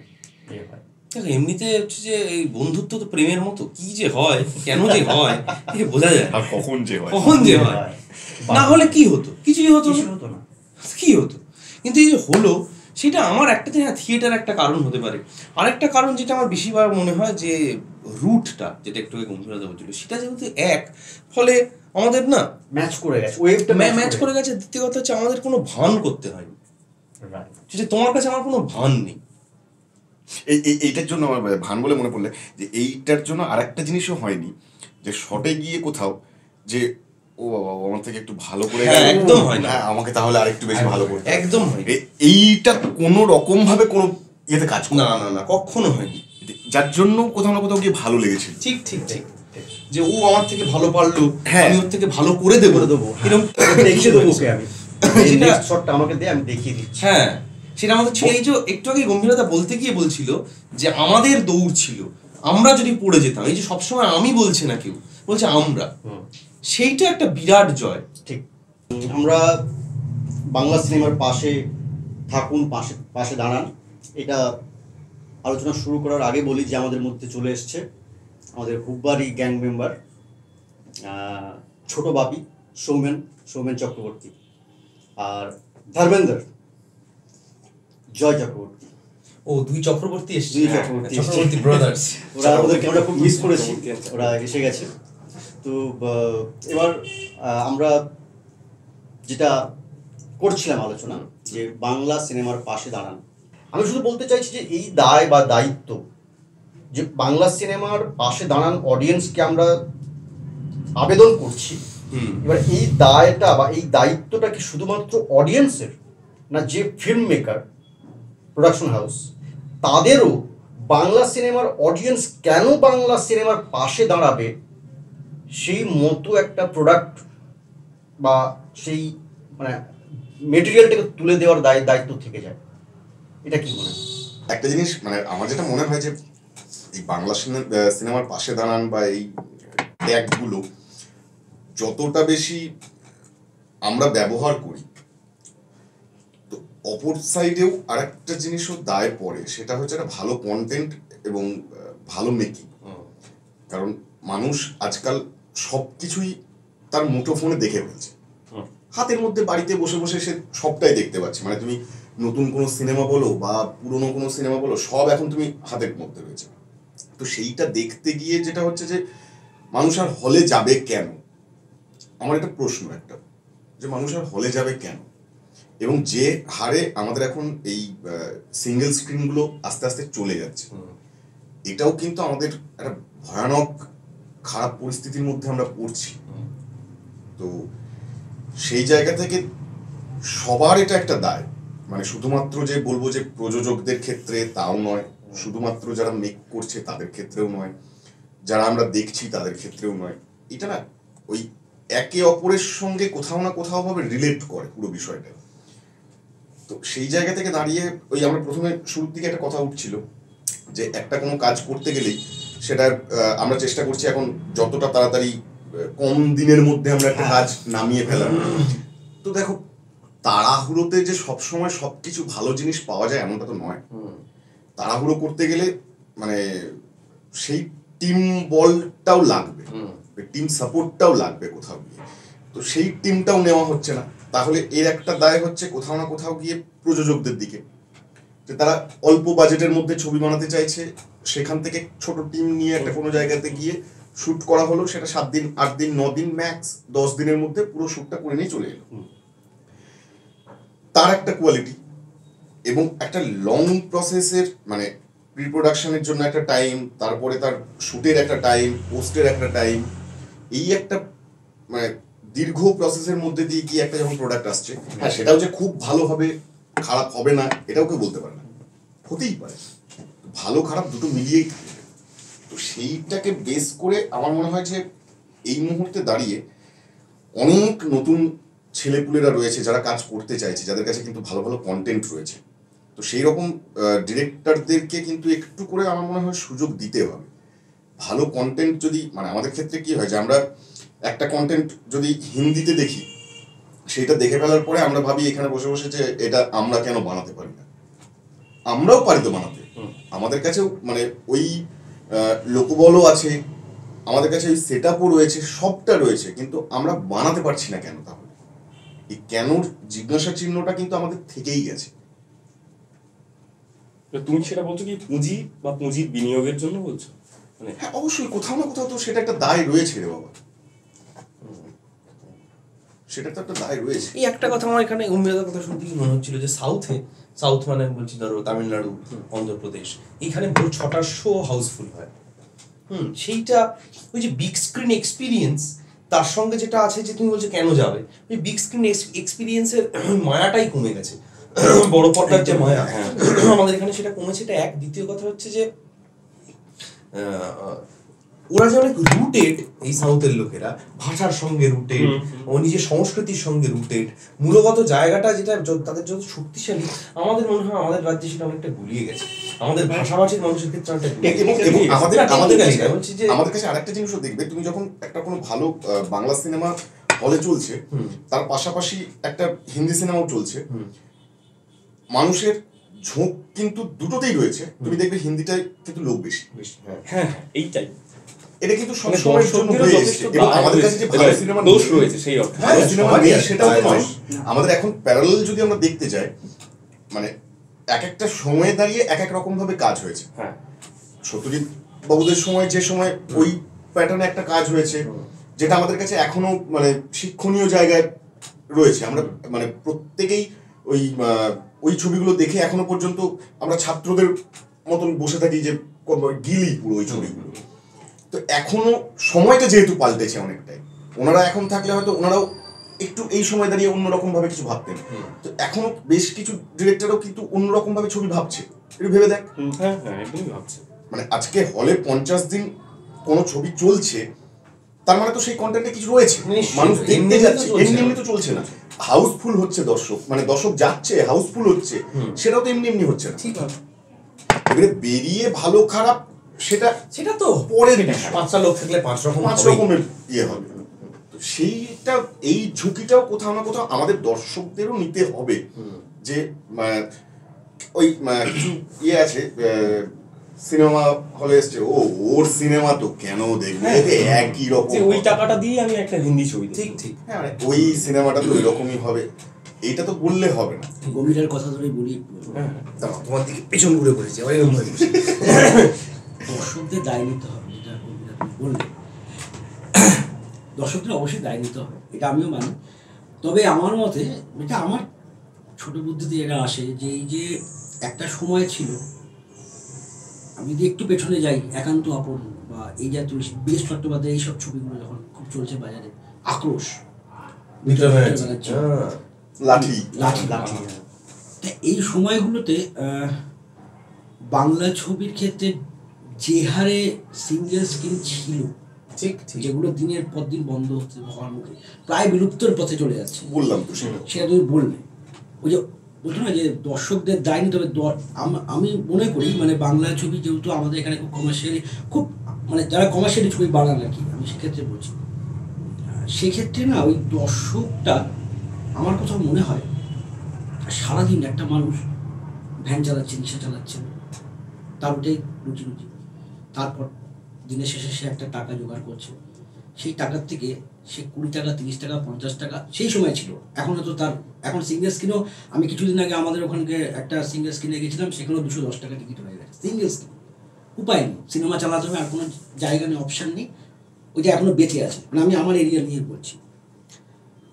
তো সারাদিন খাটাখাটনির পর ওই যে দর্শকটা বাংলা ছবিকে হিউজ বাণিজ্য দিয়েছে সেই সময়। শ্বশুর বাড়ির জিন্দাবাদ এই ছবিটা সম্পর্কে আমরা সবাই জানি, এখনো একটু ভেতরে যাও চোখ তুলে দেখো না বাজছে যে কোনো বাড়ির অনুষ্ঠানে, তাই তো? তো সেই সময় যেটা হয়েছিল যে রূপকথা সিনেমা হলের দিকে মানে টুনি ফুনি লাগিয়ে সে বিভৎস অবস্থা, গান হলে টুনিগুলো জ্বলছে, আমি সিঙ্গেল স্ক্রিনের কথা বলছি, এবং দর্শক সিটি মারছে, চেয়ার ভেঙে যাচ্ছে।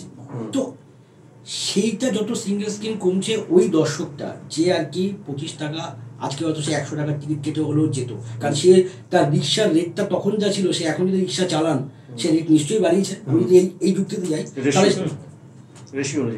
একদম, তো সেই জায়গায় সে 100 টাকার টিকিট কেটে কিন্তু সে যাবে, এবার সেই 100 টাকার টিকিটটা যদি পর্দার সামনে হয়, যে ওখানে বসে গুরু বলবে, ওই দর্শকটা আমরা হারিয়ে ফেলছি সময় যাচ্ছে। বলছি যে জয়দা, তুমি যেটা বলছো সেইটা কি যে এই যে বিনোদন যাপনটা সেইটা করার ধরনটা বদলে গেছে, মানুষের কাছে ফোন চলে এসছে, আসলে তো এন্টারটেইনমেন্ট হওয়াটা একটা বিষয়, যে আমি রিল দেখছি, আমি সিরিয়াল দেখছি, আসলে এই যে ধারাবাহিকের পাশে অনেক সময় মানুষ এত বেশি দাঁড়িয়ে পড়েছে, তাই আজকে বলতে হচ্ছে যে বাংলা সিনেমার পাশে দাঁড়ান বলে আমার মনে হয় না। আমি বলছি আর তো ডাক্তারও আমার কাছে খুব যে অর্থ আছে এমন যে পাশে দাঁড়ান, আমাদের কাজ হচ্ছে কাজটা করে যায়। যদিও আমি বাংলা সিনেমার ধারক বাহক, আমি একটা ইম্পর্টেন্ট জায়গা হোল্ড করি এমন নয়, বলছি যে এটা তো বিজনেসের ক্ষেত্রে আমি সাধারণ অভিনেতা এবং দর্শক দুটো মিলিয়েই তো আমি, মানে আমি যেমন অভিনেতাও আমি অডিয়েন্স। একদম আমি ওই পার্সপেক্টিভ থেকেই বলছি যে ওইটা আমরা দেখে ফেলেছি, তারপর আমরা এটা দেখছি, এটা ঘটনা আমাকে খুব দেখে ফেললাম বলছে হলে গিয়ে ঠিক না, এই তো দেখে ফেলছে। আরেকটা জিনিস মানে দেখো, এই যে সাউথের ওইদিকে ওদের সিনেমায় কিন্তু বেশি চলে, ওখানে গিয়ে কিন্তু আর আমাদের বাংলা সিনেমা হিট করতে পারছে না, কিন্তু আমাদের এখানে একটা বাংলা সিনেমাও যেমন চলছে, সেরকম একটা হিন্দি সিনেমাও চলছে, একটা সাউথের মুভি এসেও চলছে। তাহলে আমাদের এখানে কোথাও না কোথাও গিয়ে মানে 3টে সিনেমাকেই কিন্তু প্রায়োরিটি দেওয়া হচ্ছে, দর্শক দিচ্ছে এমন না, দর্শকের থেকে বড় ব্যাপার হচ্ছে যে হল মালিকগুলোও কিন্তু দিচ্ছে, যে 3টে সিনেমাকেই প্রায়োরিটি দিচ্ছে, দর্শক চুজ করছে কোনটা দেখবে কোনটা দেখবে না। তো সেখানে গিয়ে কোথাও না কোথাও গিয়ে যদি বাংলা সিনেমাকে একটু প্রায়োরিটি দেওয়া হয় যে এই হলগুলোতে, তাহলে আমার মনে হয় আরো বেশি সুবিধা হবে। ব্যাপারটা হচ্ছে দর্শক কি সৎভাবে চুজ করছে? যদি সৎভাবে চুজ করে যে আমি 3টে ছবি দেখলাম, তারপরে দেখলাম যে এই ছবিটা ভালো হয়, এবার পরের বারে গিয়ে দেখলাম আচ্ছা ওই বাংলা ছবিটা তো ওই রকম হবে, তাহলে দেখবো না, সাউথের ছবিটা ওরকম হবে দেখবো না, হিন্দিটা ওরকম হয়েছিল ফলে আমি দেখবো, সেটা কি হচ্ছে? সেটা হতে পারে, কিন্তু আমি বলছি যে তাহলে তার স্বাধীনতাও থাকা উচিত, তো যে আমি যেটা চুজ করবো সেটাই। আস্তে আস্তে কিন্তু জনারগুলো তো চেঞ্জ হচ্ছে, যে জনারগুলো তুই দেখে আসছিলি, মানে আমরা যেগুলো দেখছিলাম পুরোটা কিন্তু একটা প্যাটার্ন কিন্তু চেঞ্জ হতে হতে আসছে। এখন মানে এই ওয়েব সিরিজ গুলো যত বেশি আমাদের কাছে এসেছে, আমরা রক্ত খুন এটা দেখতে দেখতে না এখন অভ্যস্ত হয়ে গেছি। এখন আমরা কোনো কিছু দেখলেই আগে বলি মার্ডার আছে, তো কন্টেন্ট চুজ করার ক্ষেত্রে এরকম দিকে বেশি ভাবতে যাচ্ছে, না থাকলে মানুষ আচ্ছা ঠিক আছে, আসলে মানুষ চমক চাইছে। আমি এই প্রসঙ্গটা সমস্ত আলোচনাটা থেকে আমার যেটা মনে হচ্ছে, এখানে একটা জিনিস উঠে আসছে আমাদের আলোচনা থেকে, সেটা ওই অনুজয়ের কথা ধরেই বলবো যে আমাদের ধারক বাহক বা আমরা কিছু নই, কিন্তু আমরা যেহেতু একটা ছোট্ট পার্ট অফ দিস ইন্ডাস্ট্রি, সেই জায়গা থেকে বোধহয় আমাদের ভাবনা দায়ও থেকে যায় বা নাও থাকতে পারে, না নিশ্চয়ই আছে। তো সেই জায়গা থেকে যেটা আলটিমেট দাঁড়াচ্ছে যে হ্যাঁ, দর্শকের রুচিটাও কিন্তু ইম্পর্টেন্ট, যেটা সৌমেন বলতে বোঝা, আমি মানে সেই স্বাধীনতা থাকছে, মানে তার রুচিটা আমি যদি মানে তার রুচি অনুযায়ী আমি তাকে প্রোডাক্টটা পৌঁছতে পারছি কি পারছি না, হল যেটা জয়দা বললো, তুমিও মানে আমাদের প্রত্যেকের মূল জিনিসে যেটা দাঁড়াচ্ছে যে আমি একটা কথা বলতে খুব ইচ্ছে করছে। আমি একটা ইন্টারভিউ শুনেছিলাম, আমি নামটা এক্সাক্ট মনে করতে পারছিলাম না, মানে পারছি না, সেটা উনি বলেছিলেন যে সিনেমা দুটো জিনিসকে মাথায় রেখে হতে পারে, মানে দুটো অপশান। এক, আমি দর্শকের জন্য ছবি বানাচ্ছি। দুই, আমি আমার স্যাটিসফ্যাকশন, আমি এই ছবিটা বানাতে চাই। দুটো কিন্তু আলাদা হয়ে যাচ্ছে। সেক্ষেত্রে কি মানে কোথাও হয়তো আমি মানে প্রশ্ন করছি না, সেক্ষেত্রে কোথাও আমরা বলিউড মানে হিন্দি ছবি বা সাউথের ছবি বলি, ওরা কোথাও আমরা দেখতে পাচ্ছি দর্শক দেখছে, তার মানে কি যে ডিরেক্টররা অডিয়েন্স কোন সিনেমাটা এই মুহূর্তে 2024-এ কি 2020-তে কি 2026-এ অডিয়েন্স এই সিনেমাটাকে দেখতে চায়, আমি এই সিনেমাটা যদি এইভাবে বানাই তাহলে অডিয়েন্স আসবে, এই ভাবনাটা থাকছে।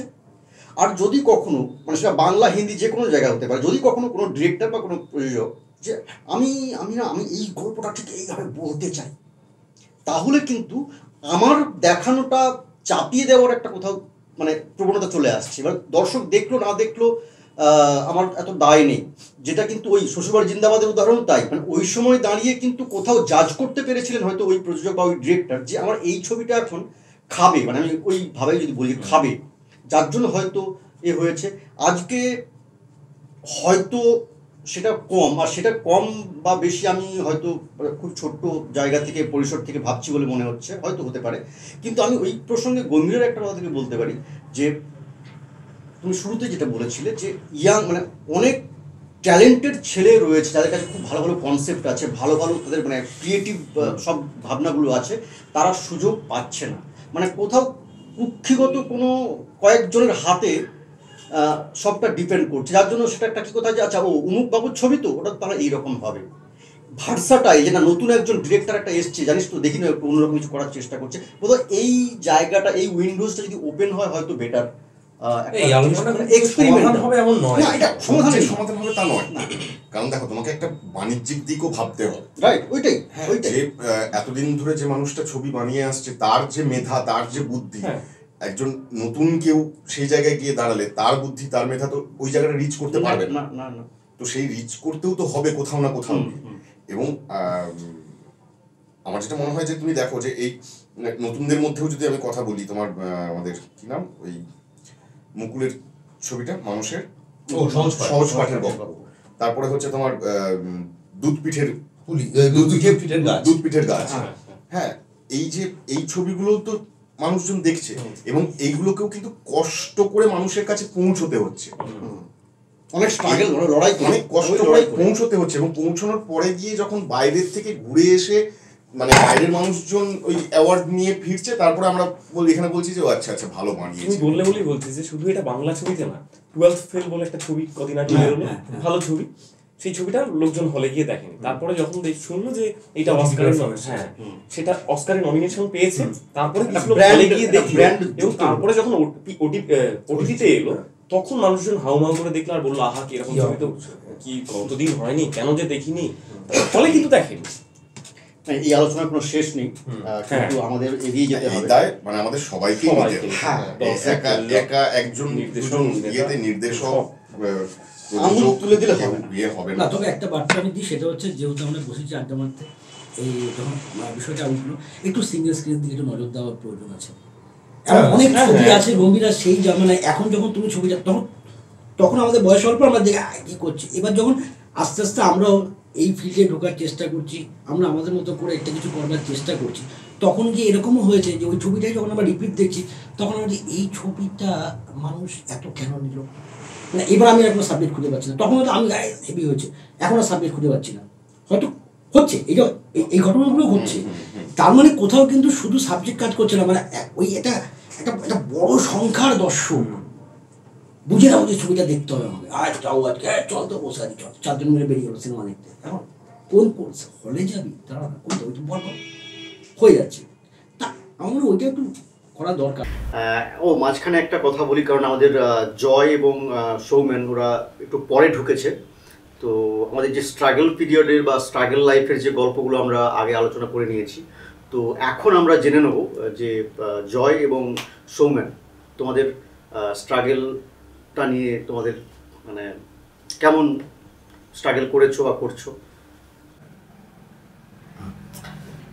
স্ট্রাগেল বলতে 2003 সাল, তখন ওই পাড়ার মোড়ে বন্ধুবান্ধবরা নিয়ে বসে এই অভিনয় সংক্রান্ত আলোচনাগুলো করতাম। একটু যদি অভিনয়ের প্রকার ছিলাম আর খুব সিনেমা দেখতাম, সেই সময়কার বাংলা সিনেমা কিংবা কমার্শিয়াল সিনেমা দেখতাম, আর ওগুলোই সন্ধ্যেবেলা সবাই মিলে বসে নকল করবার চেষ্টা করতাম। তো ওই মাঠেই একটি ছেলে আসতো, ও এসে বসে বসে শুনতো যে কী করছি না করছি, শুনতো। ভালো কথা। একদিন হঠাৎ করে আমাকে বললো, দাদা এরকম ব্যাপার, এটা ছবি করবো, সিনেমা করবো, এবার তো ভালো করবো। বলছে তুমি করবে? না না না আমি করবো। তখন আমি মানে ভাই চলো পড়াশোনা কমপ্লিট হবে, চাকরি বাকরি করবো, যেরকম হয় আর 5টা জীবনযাপন যেরকম হয় প্রতিটা মানুষের। না না বলে, না তুমি করবে ছবিটা, আর তুমি মেন কাস্টিং করবে। আমি না একটু আকাশ থেকেই পড়লাম তখন, বললাম যে আমি ছবি করবো, হ্যাঁ চলো ঠিক আছে। তারপরে আমাদের ওখানে কংগ্রেস ভবন বলে একটা ভবন আছে, ওখানে ডাকলো। যাওয়ার পর ওখানে স্ক্রিপ্টটা শোনালো আমাকে, স্ক্রিপ্টটা শুনলাম।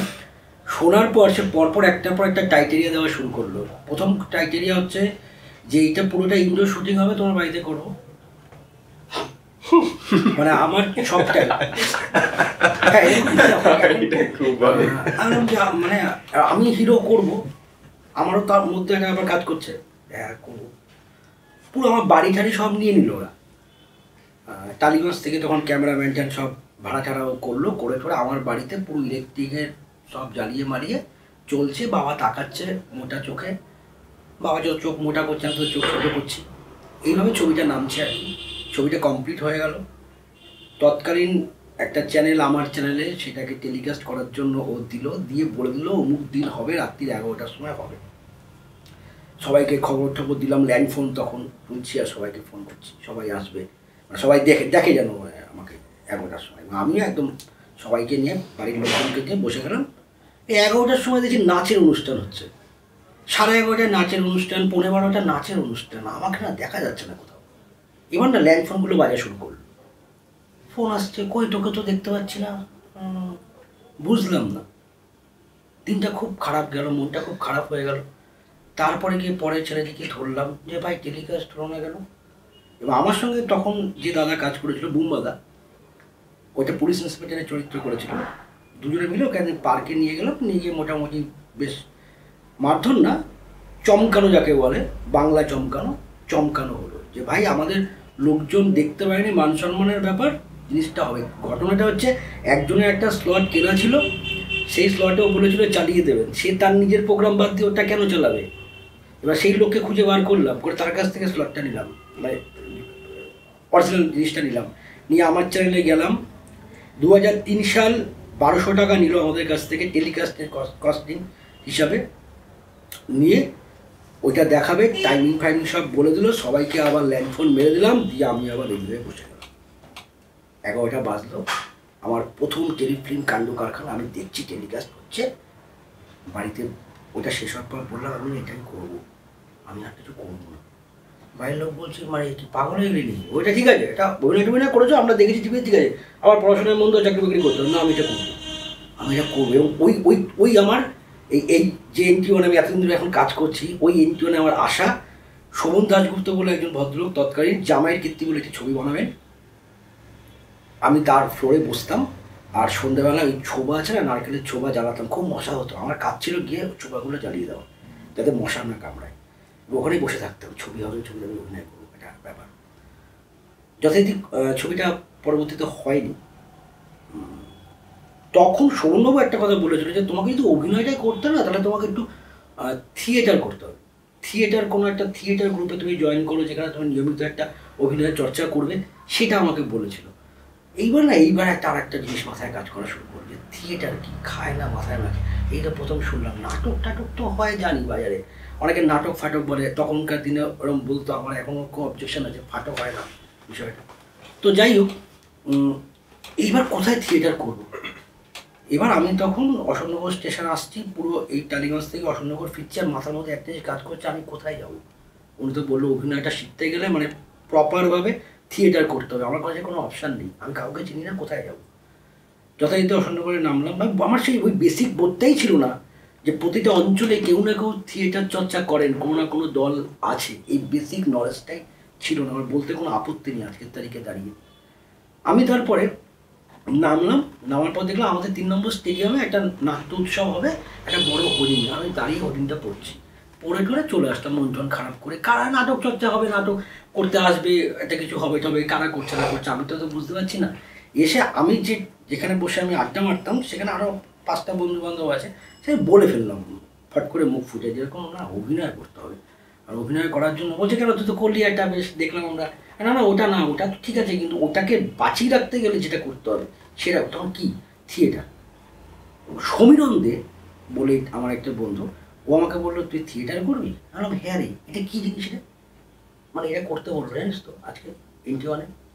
বলে ঠিক আছে, তুই কালকে বিকেল 5টার সময় শেরপুর মোড়ে আমার সঙ্গে দেখা কর। চলো শেরপুর মোড়ে গিয়ে দেখা করলাম। ওই আমাকে প্রথম নিয়ে গেল, নিয়ে গিয়ে বললো যে আমিও থিয়েটার করি, এটা হচ্ছে অশোকনগর নাট্যমুখ, এই পরিচালকের নাম অভি চক্রবর্তী, তো থিয়েটার চর্চা শুরু হবে। আচ্ছা এইটা থিয়েটার, এই শুরু করলাম। এবার ছোটো ছোটো অভিনয়, বেশি হাত পা নাড়া যাবে না, যেহেতু আগে এটা টেলিফিল্ম করে ফেলেছি, ওইটা মাথার মধ্যে বসে গেছে। থিয়েটার যে একটা বড় ব্যাপার সেটা আমার মস্তিষ্কে ঢুকছে না।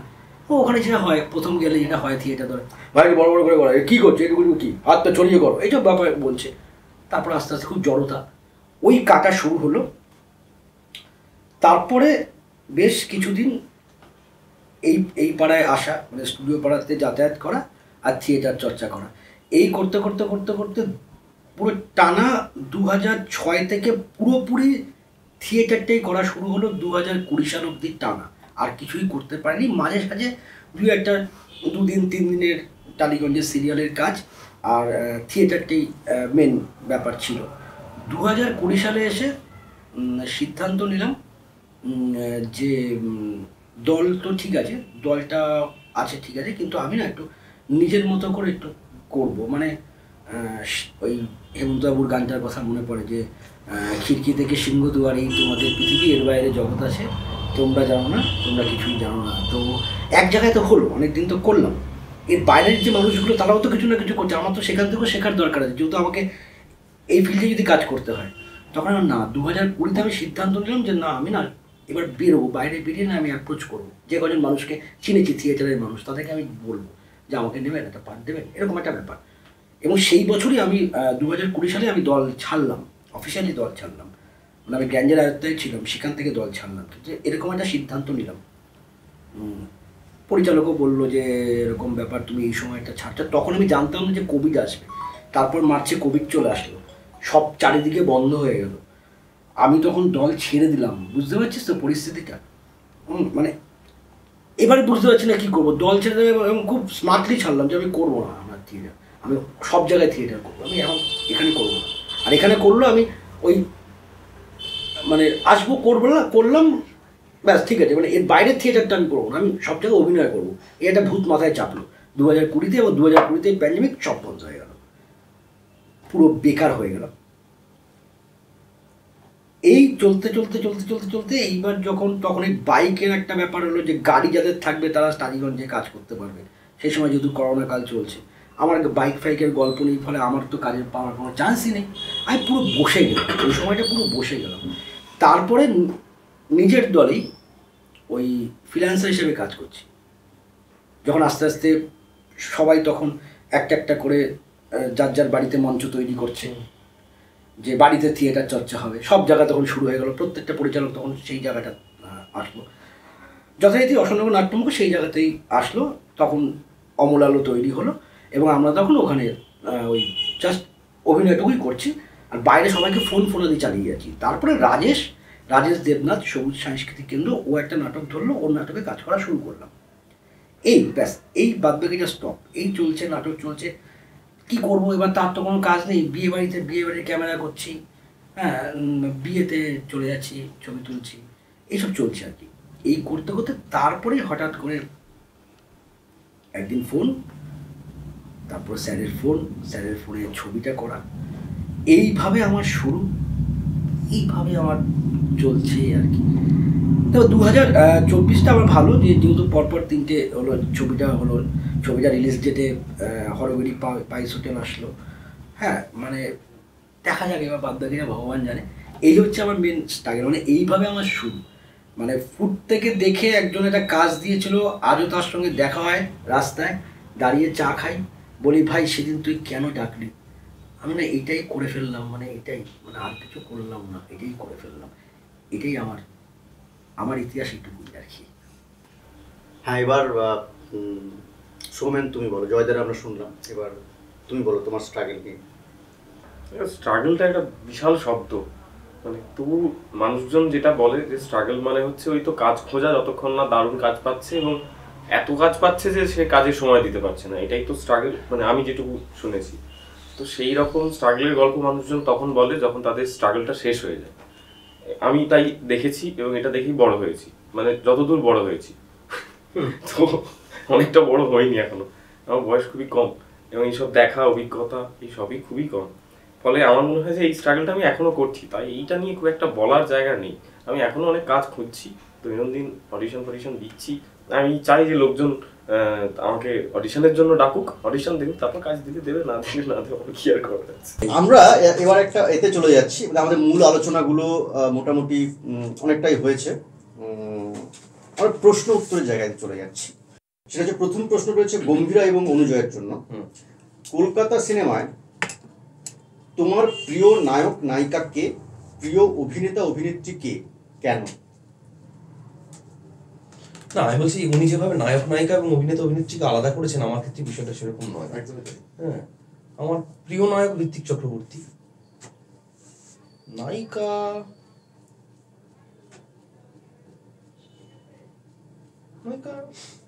সেরকম খুব মানে না, আমার কাজ দেখতে ভালো লাগে, মানে জয়া হাসানের কাজ দেখতে ভালো লাগে, সোহিনীর কাজ দেখতে, সোহিনীর কাজ ভালো লাগে।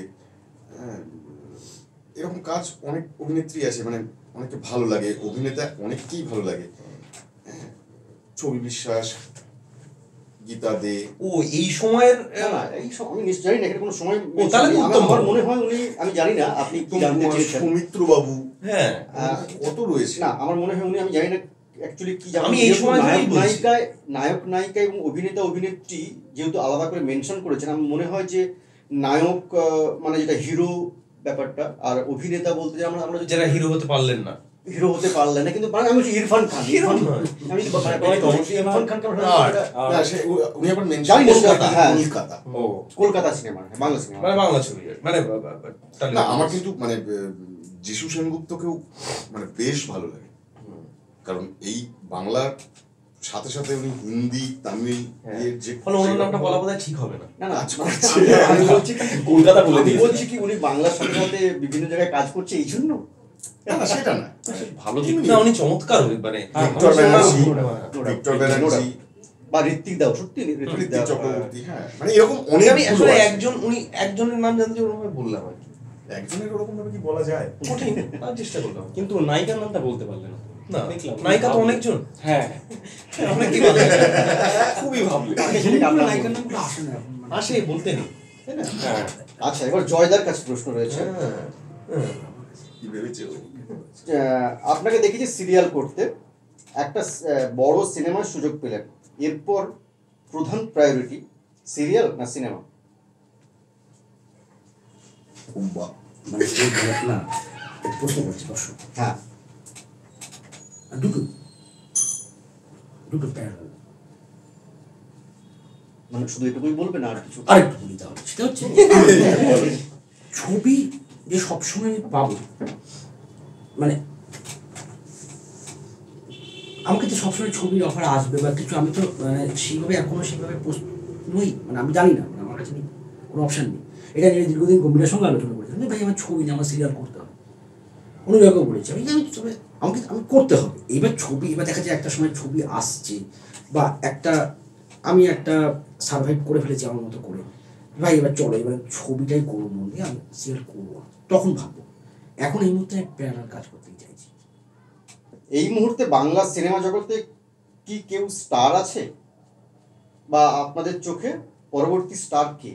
আমি মানে এটা স্টার ব্যাপারটাকে নিয়ে কি বলবো, প্রত্যেক মানুষই চায় যে সে তার অর্থাৎ আমি বলছি তার একটা অবস্থান থাকবে, তার কথার একটা দাম থাকবে, তার অভিনয় নিয়ে বাঘাযতীন মোড়ে আলোচনা হবে, না আমার বলে ওইতে আমি রোল খেতে গিয়ে রোল খাওয়া যাবে না, লঙ্কা ছড়া এরকম হবে, যা বুঝি আর কি স্টার বলতে।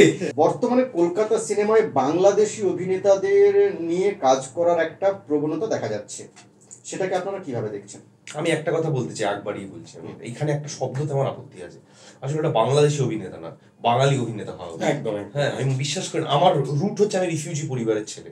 আমি আমার মানে বাংলাদেশ ঢাকা বিক্রমপুরে আমাদের আদি বাড়ি, মানে সে বাড়ি আর আছে কিনা আমি জানি না, কোনো ইয়ে নেই। আমি বলছি যে এই ভাগাভাগিটাতেই আমি কখনো বিশ্বাস করি না।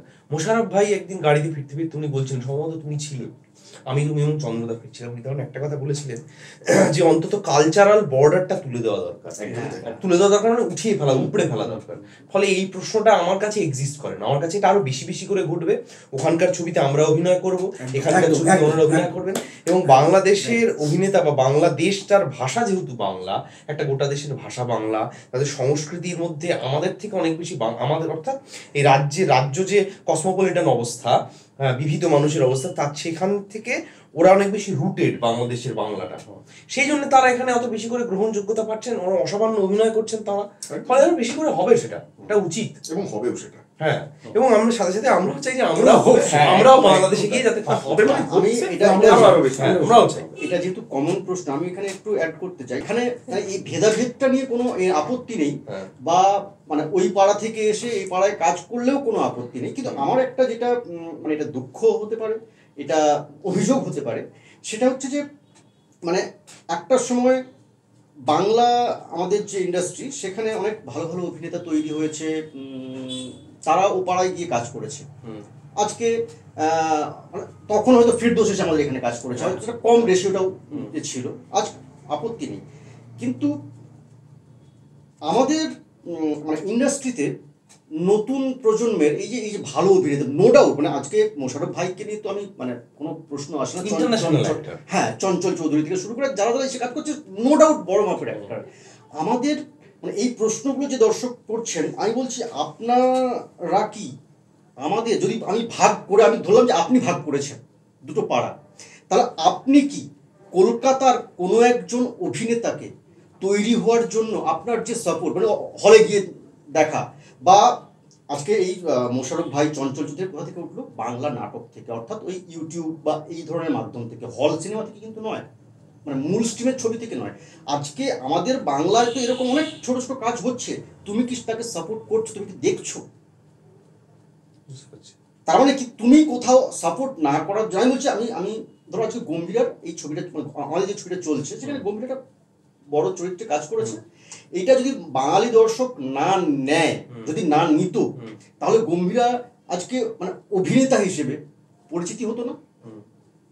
ও আর 5টা এরপর নিশ্চয়ই কাজ পাবে, আরো মাজা ঘষা করে আরো বেটার একটা তৈরি হবে। কোথাও আমাদের মধ্যে হয়তো এই চর্চাটা, সেটা ভেদাভেদ থেকে কি রুচি থেকে আমি জানি না, আমাদের দেশের অনেক ভালো ট্যালেন্ট আছে যারা বিকশিত হতে পারছে না বা সুযোগ পাচ্ছে, যে কোনো পার্সপেক্টিভ থেকে হোক, আমার মধ্যে সেটা ঘোচানোটা বেশি, সেই দিকে ফোকাস করাটা বেশি ইম্পর্টেন্ট, যে আমি ওকে নিয়ে কেন কাজ করবো, একে নিয়ে কেন করবো না। যে আমি একে নিয়ে যদি করতে হয়, আমি বলছি আজকে মোশাররফ ভাই বা চঞ্চল চৌধুরীর নাম আমি বারবার বলছি, কারণ ওরা এখন ইন্টারন্যাশনাল অ্যাক্টর হয়েছে, ওরা এসে একটা সিনেমা করলে হলে 50 জন যাচ্ছে।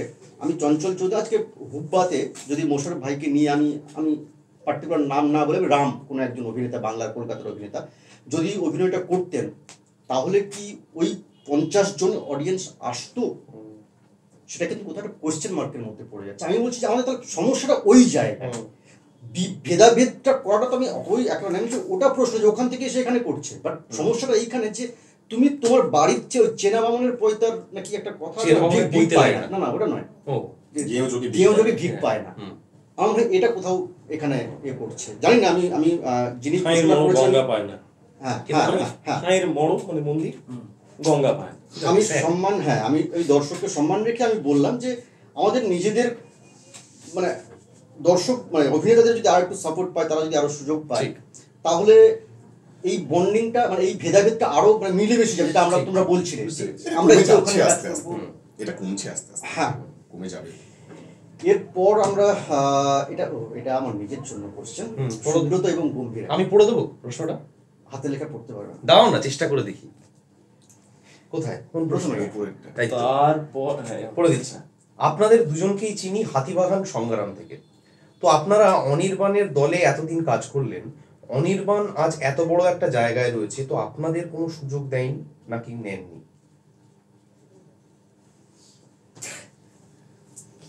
না, আমি যদি বলি এখানে, সেটা হচ্ছে যে অনির্বাণদার সংগ্রাম আমি যতটুকু জানি যে সবার একসঙ্গে।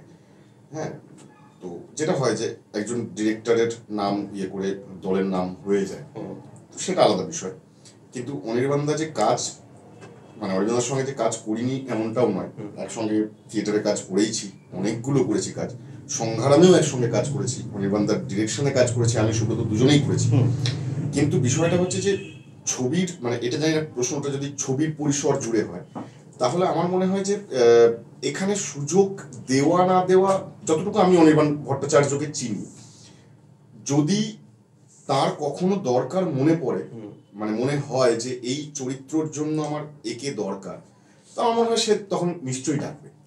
কারণ এমনটা তো হয়েইছে যে মন্দার, বল্লভপুরের রূপকথা, এরকম ভাবে থিয়েটারের ছেলে মেয়েদের নিয়ে কাজ হয়েছে, তার যখন দরকার পড়েছে যে আমার এই চরিত্রটা একে দিয়ে হয়তো চলে যাবে ভালো, একে দিয়ে যাবে, একেই আমি নেব, তো সেই জন্য তাকে দিয়ে হয়েছে। ব্রাত্যদাও মানে সেম, যে এতগুলো থিয়েটারের ছেলে মেয়েদের নিয়ে কাজ করেছে হুব্বাতে, এবং যাকে যাকে যে জায়গায় দরকার পড়েছে তাকে তাকে সেই জায়গায় ডেকেছে। এবারে যে পরের ছবিতে গিয়েও এই এতজনই থাকবে এমনটা না হতে পারে, আবার হয়তো অন্য কোনো মুখ আসতে পারে, হতে পারে যে এটাতেও তো মানে ব্রাত্যদার অনেক দলের ছেলে পেলে যারা কাজ করেছে তারাই ছবিতে নেই, সেই তো সেরকমটাই। মানে অনির্বাণদার ক্ষেত্রেও আমার মনে হয় না যে এটা কোনো মানে ভেদাভেদ এরকম কিছু হওয়া উচিত, কারণ ডাক সবার আসে, সবার আসবেও, কাজের পরিসরে মানে যার যখন যাকে দরকার পড়বে সে তখন তাকে ডেকে নেবে। ঠিক, আমি সুযোগ দেওয়া না দেওয়া, এটা আমার মনে হয় এটা স্ক্রিপ্টের উপরে ছাড়া থাকে, কেউ কাউকে মানে সুযোগ ওইভাবে কি দেয় স্ক্রিপ্টে। মানে আমার সঙ্গে হয়তো অনুজয়ের প্রচন্ড মানে মুখ দেখা দেখি বন্ধু, মানে কথার কথা বলছি, কিন্তু আমার কাজের জন্য আমার অনুজয়কে দরকার। এবারে যদি আমি সৎ হই, আমি যদি আমার কাজের প্রতি সৎ হই, তাহলে আমি কিন্তু ওই মানে দ্বন্দ্বটাকে কিন্তু ওই জায়গায় ভুলে গিয়ে আমি কাজের জন্য অনুজয়কে ফোন করি, উচিত এটা, কারণ আমি জানি যে এটা কিন্তু বেস্ট পারফর্ম করতে পারে এই জায়গায়। তো সেটা মানে অনির্বাণদার সঙ্গে ওই বিষয়টা তো কখনোই নেই, মানে মুখ দেখা দেখি বন্ধ, কথা বলা বন্ধ, এটা তো নেই কখনোই। আমি আশাবাদী যে অনির্বাণদার পরের কোনো কাজে যদি আমাকে দরকার পড়ে বা সুযোগকে দরকার পড়ে, নিশ্চয়ই না। না, আমি এই প্রসঙ্গে ওখান থেকে শুরু করব যে হাতিবাগান সংগ্রাম অনির্বাণের দল, এটাতে আমি জানি না, আপনাদের জানার কথাও নয়, মানে অন্যান্য সব গ্রুপ থিয়েটারের ক্ষেত্রে দেখা যায়, যেটা সত্যি মিথ্যা আমি জানি, যেটা শোনা যায় যে উমুকের দল, এটা উমুকের দল। হাতিবাগান সংগ্রাম কিন্তু মানে না অনির্বাণের দল, না তথাগত চৌধুরীর দল, এটা আমাদের সবার দল ছিল, মানে ছিল মানে সবার দল আর কি। তো আমরা একসাথে কাজ করেছি। আর হ্যাঁ, অনির্বাণ আজকে মানে অনির্বাণ দা আজকে কাজ করতে করতে ওর ট্যালেন্ট, ওর সবটা মিলিয়ে যে জায়গায় বিলং করছে, সেখান থেকে চান্স কি যেন কথাটা আছে, সুযোগ দেয়নি, না সুযোগ দেয়নি এটা বলা ভুল, আমাকে সুযোগ দিয়েছে। ধনঞ্জয় তো আমি একটা চরিত্র অভিনয় করেছি অরিন্দম সিলের হাউস থেকে, তো ওটাতে আমাকে অনির্বাণদাই রেফার করেছিল, আমি গিয়ে ওই চরিত্রটা অভিনয় করেছি। আর তারপরে ওই একই কথাই গম্ভীরতা, মানে ওই একই জায়গাতেই আমি মিশে যাব, যে নিশ্চয়ই হয় না, তার মানে সবসময় সবাইকে মানে আমার ভাইকে আমি খুব ভালোবাসি, তার মানে আমি পরের ছবি করবো, ওকে হিরো বানিয়ে দেবো, এটা অসততার জায়গা থেকে মানে চলে আসে। আর সেটা সবসময় নাও হতে পারে। ওই একই কথা শেষে আমি বলবো যে যদি অনেস্ট হয়, তাহলে সে শত্রু হোক মিত্র হোক, আমার মতো যদি কখনো কোনো কাস্টিং আসে তখন নিশ্চয়ই ডাকবে, সে মানে সেটা ভরসা আমি করি বা বিশ্বাস করি, আশা করি। তো চান্স নিইনি এটা কোনো কথা নয়, মানে নাকি চান্স নেননি, কেন নেব না, যদি ডাকে তোমাকে ডাকলে নেবে রে কি, মানে এগুলো চান্স নেওয়ার কি আছে, ডাকলে আমি যাবো। এটা হচ্ছে গ্যাংস্টারদের ভাষা, চলো মোবাইল চান্স লেগে দেখতে। আচ্ছা, নেক্সট কোশ্চেন অনুজয়। আচ্ছা, অনুজয় তার বড় ফ্যান আমি, আপনার কাজ আমার দারুণ লাগে। এরপর আবার কবে আপনাকে বড় পর্দায় দেখতে পাবো? দর্শকের নামটা একটু না, নাম আমরা ভদ্রমহিলার নাম কি? মানে তুই এতটা তুই শিওর জেনে কি করবি? উনি তো আমার কাজ ভালোবাসে। ও আচ্ছা, না আমি ঠিক আছে। না, প্রথমত ওনাকে খুব ধন্যবাদ। বসিয়ে প্রশ্ন করেছেন। হ্যাঁ, এত এরকম করার কিছু নেই। বলো।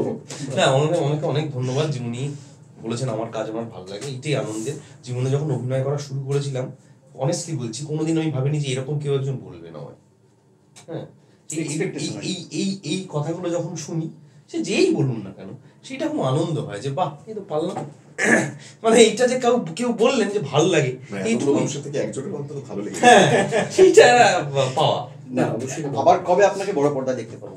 বড় পর্দায় মেতে আমি বলে ফেলতে চাইছি না, যদি অসুবিধা না থাকে বলতে পারো আমাদের। হ্যাঁ, সেই ছবিটা এখন মানে বলছি ছবিটা এখনো অ্যানাউন্স, সেই হাউস থেকে এখনো অ্যানাউন্স করা খুব শীঘ্রই আসছে। হ্যাঁ, খুব শীঘ্রই আসছে একটি ছবি। সেটা সম্ভবত আমার যতদূর ধারণা গরমের ছুটিতে ছবিটি রিলিজ করবে। আর ছোট পর্দায় মানে ফোনের পর্দায় দেখা যাবে মাঝে মাঝে। সেটা তো দেখা যায়, সেটা আমরা প্রত্যেকেই দেখি।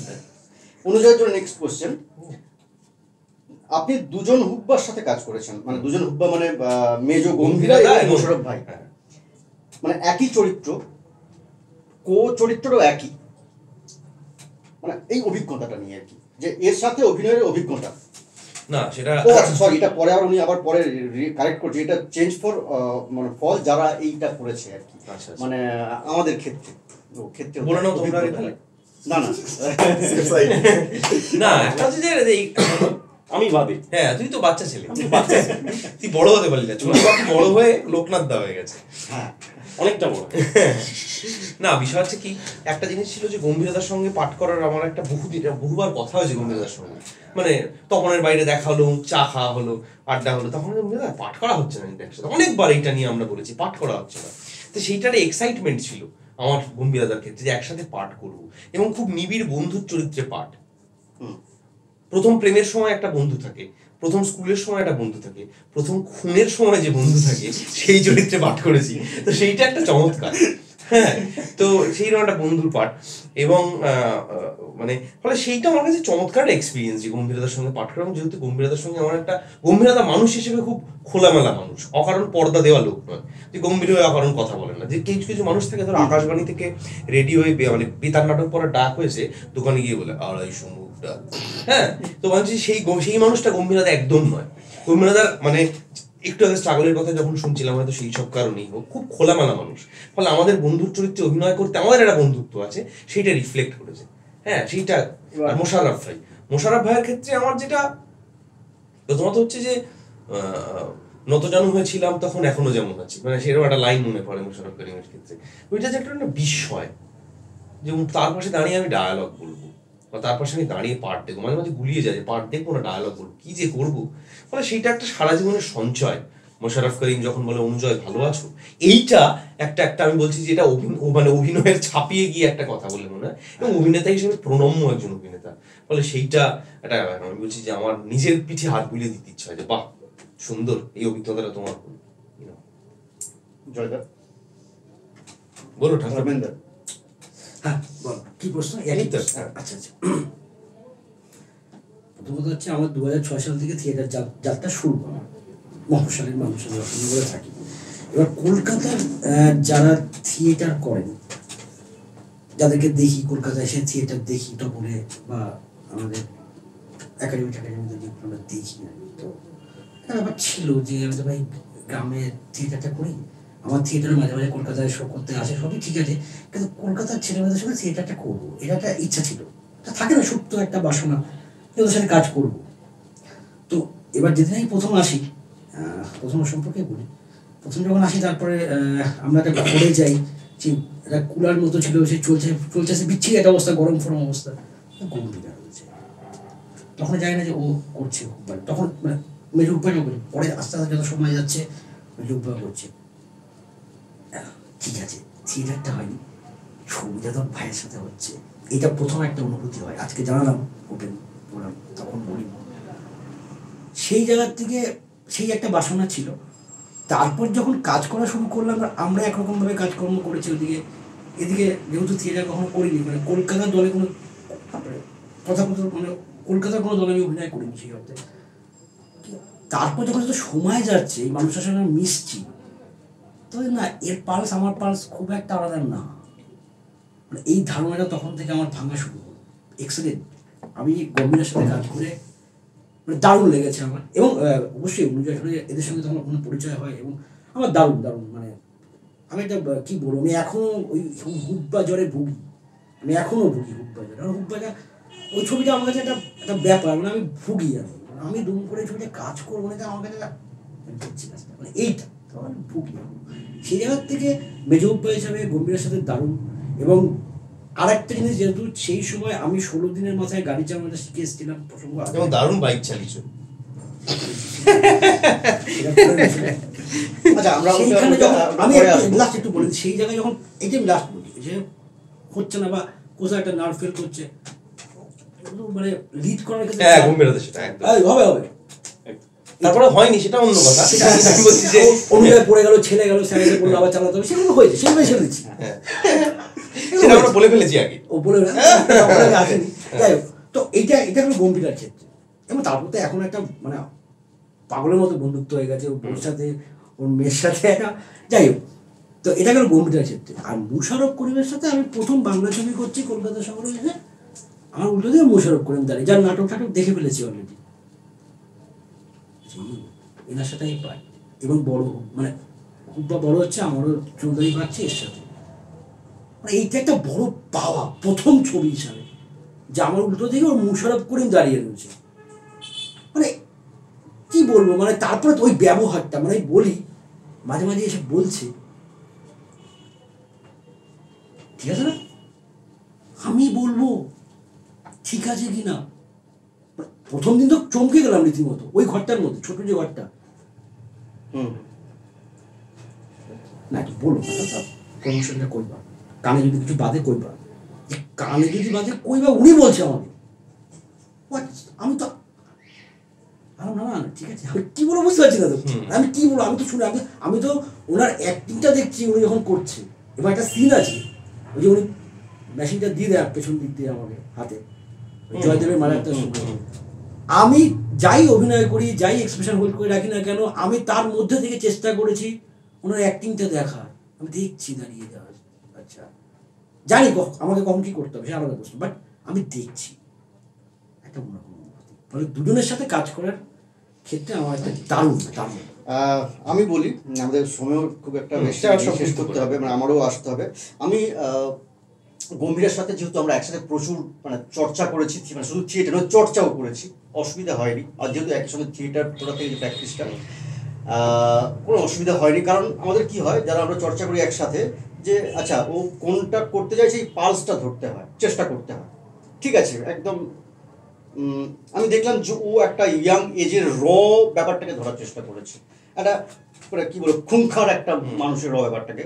সেখানে আমরা তার সাথে প্যারালালি ওই আমাদেরও বডি ল্যাঙ্গুয়েজ জায়গা থেকে ভীষণই একটা লাভ ঝাপ লম্প ঝম্প সব কিছু দিয়ে হয়েছে।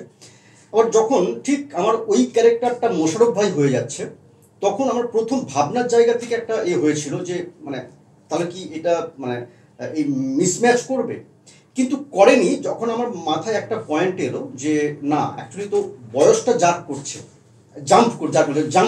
তার মানে যখন মানে যদি এটা 20-22 বছরের গম্ভীরা হয়, তখন যে মানুষটা এই মুভমেন্টটা করবে তার সাথে আমি এটা করছি, যখন ওই মানুষটা 40 ওভার করে যাচ্ছে, তার মুভমেন্টটা অটোমেটিক্যালি একটা স্লথ বা একটা মানে চলে আসবে। তা আমার এজটাকেও যদি আমি ওইটা একটু না মানে আমার এজটাকে আমি বাড়িয়ে নিই, তাহলে ওই ম্যাচটা পড়ে যাবে। যার জন্য মানে আমার প্রবলেম কিছু হয়নি। আর অসাধারণ অভিজ্ঞতা বলতে গম্ভীরের সাথে হবে না আমি এটা জানতাম, কিন্তু অভিজ্ঞতা হয়নি তো, খারাপ অভিজ্ঞতা এটা আমি জানতাম, আমার বিশ্বাস ছিল না। তুমি বলো আমাদের ওইটা বলো, গুরু নাটকে ওই যা কম্পোজিশন আমরা করেছি, তারপরে আর কোনো মানে অসুবিধা হবে, খারাপ অভিজ্ঞতা হবে। তো এবার মোশাররফ ভাইয়ের বিষয়ে আসি। উনি মানে আমার একটা প্যালপিটেশন হচ্ছিল যে মোশাররফ ভাইয়ের সাথে সম্ভব মানে একটা এরকম বড় মাপের অভিনেতা তিনি, এখন উনার সাথে আমরা মানে কোঅপারেট করতে পারবো না, ডিসকাস করতে পারবো না। কিন্তু প্রথম দিনে সেইটা যেটা জয়দাও বললো যে ভেঙে দিয়েছে উনি আমাদের সাথে, ভাই বিড়ি দে একটা, একদম এইটা সময় কম বলে সবটাই করতে আমাদের কোনো আলাদা অভিজ্ঞতা বা কোনো সমস্যা হয়নি। পরিষ্কার কথা যে আমার কো-অ্যাক্টর একটাই চরিত্র, দুটো মানুষ, সেই সমস্যা হয়নি, একদম হয়নি। শোনেন কি করবি আচ্ছা ওই এবারে গহিন প্রশ্ন। ভালোই এক্সপিরিয়েন্স, এটাই বলবো। তোকেও বলতে হবে বল। আমার সাথে পার তো হয়নি, কিন্তু আমার থেকে রোজ বিড়ি চাইতো ভদ্রলোক, এটাও আমার কাছে বড় পাওয়া। ঠিক কথা। কারণ আমি বিড়ি নিয়ে যেতাম, হ্যাঁ। বলতো বিড়ি, আড্ডা হতো, বিড়ি দিতাম, এইটুকুই। আচ্ছা ঠিক আছে, আমি নেক্সট কোশ্চেন আমাকে, এটা একটা খুবই কঠিন কোশ্চেন। বলো তো দেখি। চারদিকের গল্পতে তুমি হিরো ছিলে, ওই সিনেমাটায় এতগুলো অ্যাওয়ার্ড পেলে, এত ভালো একজন অভিনেতা, তোমায় দেখা যায় না কেন? এটা ভুল প্রশ্ন। আচ্ছা, চারদিকের গল্পতে আমি হিরো ছিলাম, হ্যাঁ ঠিক কথাই। সিনেমাটায় এতগুলো অ্যাওয়ার্ড পেলে, না সরি, এটা আপনার কাছে ভুল তথ্য আছে। সিনেমাটায় আমি অ্যাওয়ার্ড পাইনি, সিনেমাটা অ্যাওয়ার্ড পেয়েছে। সিনেমাটা চারদিকের গল্প, এটা প্রায় 22খানা অ্যাওয়ার্ড পেয়েছে ন্যাশনাল ইন্টারন্যাশনাল মিডিয়া। আমি একটা জায়গাতে বেস্ট অ্যাক্টর হিসেবে নমিনেশন পেয়েছিলাম, কিন্তু সেটা অ্যাওয়ার্ড পাইনি। হ্যাঁ, খুব নাম করেছে এবং খুব ভালোভাবে চলেছে। তো এত ভালো একজন অভিনেতা, থ্যাংক ইউ, মানে আমার আন্তরিক কি বলবো ধন্যবাদ এবং ভালো লাগা, এটা বহিঃপ্রকাশ করা খুব কঠিন। তোমায় দেখা যায় না কেন, বিশ্বাস করুন এটা আমি আমার বলার কিছু নেই।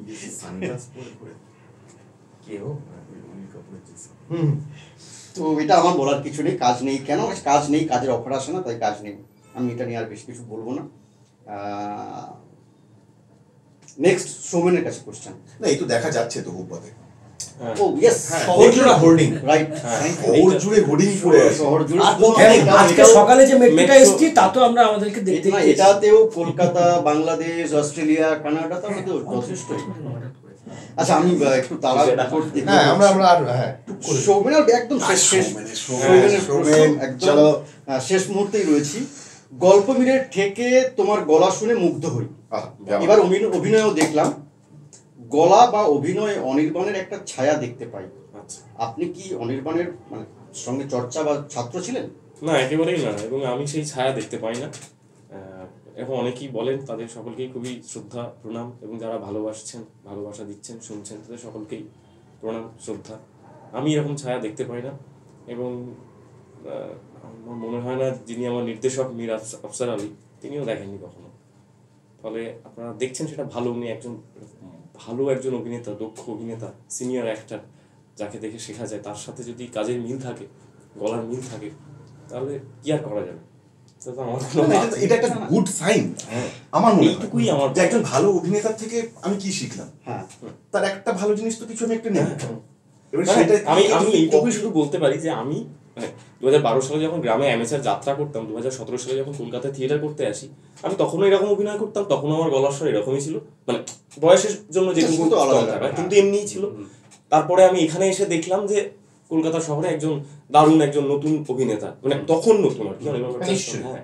এইবার তারপরে আমি যখন অভিনয় করছি, আমার বন্ধু সার্কেলে বলতে শুরু করলো যে অনির্বাণের সাথে দারুণ মিল আছে, দেখতে প্রায় অনেকটা একই রকম, গলার ধরন একই রকম, দুজনেই মেদিনীপুরের বাড়ি, চন্দ্রবিন্দুর টান একই রকম, কথার টান একই রকম, লম্বা, খুব ভালো জিনিস। তারপরে পরবর্তীকালে যখন আমি আরো বেশি করে কাজ করলাম এবং লোকজন দেখলো, তারাও বললো, সবাই বলে না, অনেকেই বলে, মানে আমি এরকম অদ্ভুত ইয়েও পাই। একজন আমাকে বলেছে যে ঋতব্রত মুখার্জির মতো, ঋত্বিক চক্রবর্তীর ছোটবেলার মতো দেখতে, মানে এগুলো সব ইউটিউবে আছে, আমি সেগুলো দেখেছি, এই গল্প মিলে ঠেকে দিয়েছি। তো মানে খুব একটা এখন আর ইয়ে হয় না। আমি বলছি এই ছায়াটা আসলে যিনি বলছেন তারও আছে, ছায়াটা যেমন দেখছি সেই ছায়া ওনাকে তাড়া করে বেড়াচ্ছে, সেই জন্য উনি খুঁজে পাচ্ছেন। আর দ্বিতীয় কথা, যদি থেকেও থাকে, বয়স বাড়ার সঙ্গে সঙ্গে নিজের ছায়া তৈরি হবে, সেই ছায়া গাঢ় হবে, সেই ছায়া এবং পরবর্তী ক্ষেত্রে আবার মানে সেই ছায়া আরেকজন প্রভাবিত। হ্যাঁ হ্যাঁ, আমি একটা জিনিস শুনেছিলাম, মানে তখন থিয়েটার ছায়া দিয়ে বলে ডাকা হবে যে আগে নাকি ভারী গলা এবং লম্বা সুপুরুষ চেহারা কোনো লোক যখন মানে প্রফেশনাল বোর্ডের থিয়েটার হতো, তখন যদি এরকম কোনো অভিনেতা নাম করতো, তাকে বলতো অজিতেশ বন্দ্যোপাধ্যায়ের মতো। কি দারুণ ছাপ আছে সবাই, মানুষ এগুলো খুব মিল খোঁজে, বড় অভিনেতার ছাপ ছায়া। হ্যাঁ, বড় অভিনেতার ছাপ ছায়া থাকে যে আচ্ছা ও লম্বা, ওর গলার স্বর ভারী, ওর গলার স্বর ভারী, ওর এটা একটু ভারী ব্যাপার আছে, আচ্ছা ওর ভারী, তাও ওর মতোই তো আসলে। তো সেইটা শুনে আমার মনে হয় একটা জায়গায় ওকে গ্যারেজ করে দেওয়ারই একটা বলছি না, ভালোবেসেই বলছে যারা, সে গাড়ি বেরিয়ে যাবে গ্যারেজ থেকে। আচ্ছা, হুব্বার মানে গম্ভীরার জন্য প্রশ্ন, হুব্বার আগে খুব গুবলু গাবলু ছিলে, হঠাৎ 16 বছরের কোচি হয়ে গেলে কেন? আমরা দেখছি ওই কোচি দিনটা দেখেছি আমরা তো দারুণ ভাত খাচ্ছি, এটা গম্ভীর দাদা খাচ্ছে না, রাইট। হ্যাঁ গম্ভীর দাদা শুধু বিড়ি খাচ্ছে। না গম্ভীরদা নিশ্চয়ই উত্তর দেবে, কিন্তু তার আগে আমি বলি যেটা আমারও বক্তব্য, মানে কোচি হওয়ার থেকে বড় কথা যে গম্ভীরদা যে ডিসিপ্লিনের মধ্যে দিয়ে গেছে, সেটা যেটা সৌমেন বলছেন আমরা দেখেছি ভাত খাচ্ছি, গম্ভীরদা খাচ্ছেন এবং চিড়ে টিড়ে খাচ্ছে শুটিং, হ্যাঁ, তাতে আমি অল দ্য বেস্ট জানি ভাত খেয়ে নিয়েছি। ফলে সেটা বলছি সেইটা খুব সেই ডিসিপ্লিনটা আমার মনে হয় সেটা দিনের পর দিন একই জানিস। না এটা মানে যখন এটার প্রথম আমার সঙ্গে ব্রাত্যদার কথা হলো স্ক্রিপ্ট করার জন্য হাসানদার হাউসে যখন ডাকলো, তখন আমি বেশ একটু মানে খাওয়া দাওয়া করে, এবং আমি খেতে ভালোবাসি। এটা আমার সঙ্গে যারা যতজন পরিচিত তারা সবাই জানে যে আমি খেতে খুবই ভালোবাসি। সেটা আমার দোষ না, আমার না সেটা মানে কি বলবো আর কি, ঠিক আছে, হ্যাঁ হয়, সেটা হয়।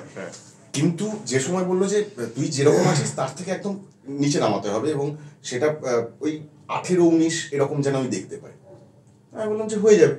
এই যে হয়ে যাবে এটা তো কত সহজে বলে ফেলেছি, ঠিক আছে হয়ে যাবে, কিন্তু তারপরে যে হয়ে যাবে এটা, সেইটা একটা খুব ভয়ঙ্কর একটা প্রসেস ছিল।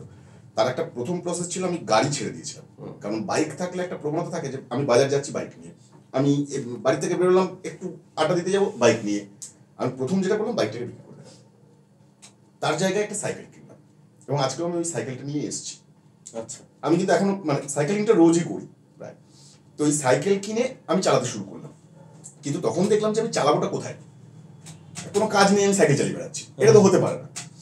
তখন আমি ওই তুমি একটু আগে বলছিলে না যে জোম্যাটো সুইগি, তখন আমি যেটা করলাম, তখন আমি জোম্যাটো সুইগিতে ঢুকে গেলাম। আচ্ছা, তাতে একটা জিনিস হলো যে আমার একটা প্রসেস চলছে যে আমি সাইকেলিংটা করতে হবে, এবং সাইকেলিং সাঁতারের মতন খুব তাড়াতাড়ি মেদ কিন্তু আর অন্য কিছু তো কমে না। ওই সাইকেলিংটা চলতো, এবং ওই প্যাকেট একটা নিয়ে বেরোতাম, তার মধ্যে জলের বোতল আর হচ্ছে কিছু বিস্কুট থাকতো, যেটা মাঝে মধ্যে খেতাম, আর ওই সাইকেল দিয়ে চলতো আর কি, সকাল থেকে টোটো করে রোদের মধ্যে ঘুরে বেড়াচ্ছি। একটা ইয়ে হলো, এবং ওই খাবারের পুরো প্রসেসটাকে আমি কমিয়ে ফেলেছিলাম। পুজোর সময় সব থেকে বেশি অসুবিধা হয়েছে বাড়িতে গিয়ে, মানে মায়েদের কাছে তো আর মানে তুমি রোগা হচ্ছ এই ব্যাপারটা তো বড় ব্যাপার না, মায়েরা দেখবে তুমি কম খাচ্ছ, মানে তুমি মানে খাচ্ছ না কেন, কি হলো তোমার শরীর খারাপ নিশ্চয়ই, হ্যাঁ মানে বাড়িতে গিয়ে তোমাকে দেবে এরকম ভাবে। সেই সময়টাতে মাকে আমি বলেছিলাম যে মা আমি ভাত খাবো না, এবং আমি আমার খাবারটা আমি বানিয়ে নেবো, তোমাকে বানাতে হবে না। তো এবং সব থেকে ভয়ঙ্কর বিষয়, সেই সময় আমার আরেকটা শ্যুট চলছিল, তো সেইখানে গিয়েও দেখছি আমি আমার আশেপাশে সবাই চিকেন ভাত এইসব নিয়ে বসে আছে, আমি ওখানে টক দই আর শশা খেয়ে যাচ্ছি। আমাদের হুব্বার শ্যুটের সময়ও হয়েছে যে একদিন আমরা রাত্রি করে ফিরছি, সেদিন রাত্রিবেলায় ফিরে মানে এতটাই ক্লান্ত ছিলাম, মনে হচ্ছে যে বাড়ি যাবো, আবার তো গিয়ে সকালবেলা বেরোতে হবে, তাহলে কিছু যদি খাবার নিয়ে চলে যেতাম, তাহলে খাবারটা কি নিয়ে যাবো। তো আমরা ওই ঠিক যাদবপুরটা পেরিয়ে একটা জায়গায় গিয়ে দাঁড় করালাম, সোমেনও বললি যে আমরা তাহলে একটা বিরিয়ানি নিয়ে নিই। আমি দেখলাম যে বিরিয়ানিটা খারাপ কথা বলে, আমি চল বিরিয়ানিটা নিই। এবার আমি গিয়ে বললাম যে ডিম আর চিকেনটা দিয়ে দাও, ওর রাইস ফাইস সব একসঙ্গে দিল। আমি নিয়েও এলাম বাড়িতে, এবং বাড়িতে নিয়ে আসার পরে আমি চিকেনটাকে আলাদা করে তুলে, ডিমটাকে আলাদা করে তুলে, আলু আর পুরো রাইসটাকে আমি ফেলে দিলাম। পরের দিন সকালবেলা কুকুরকে দিতে গেছিলাম, সে খায়নি আর।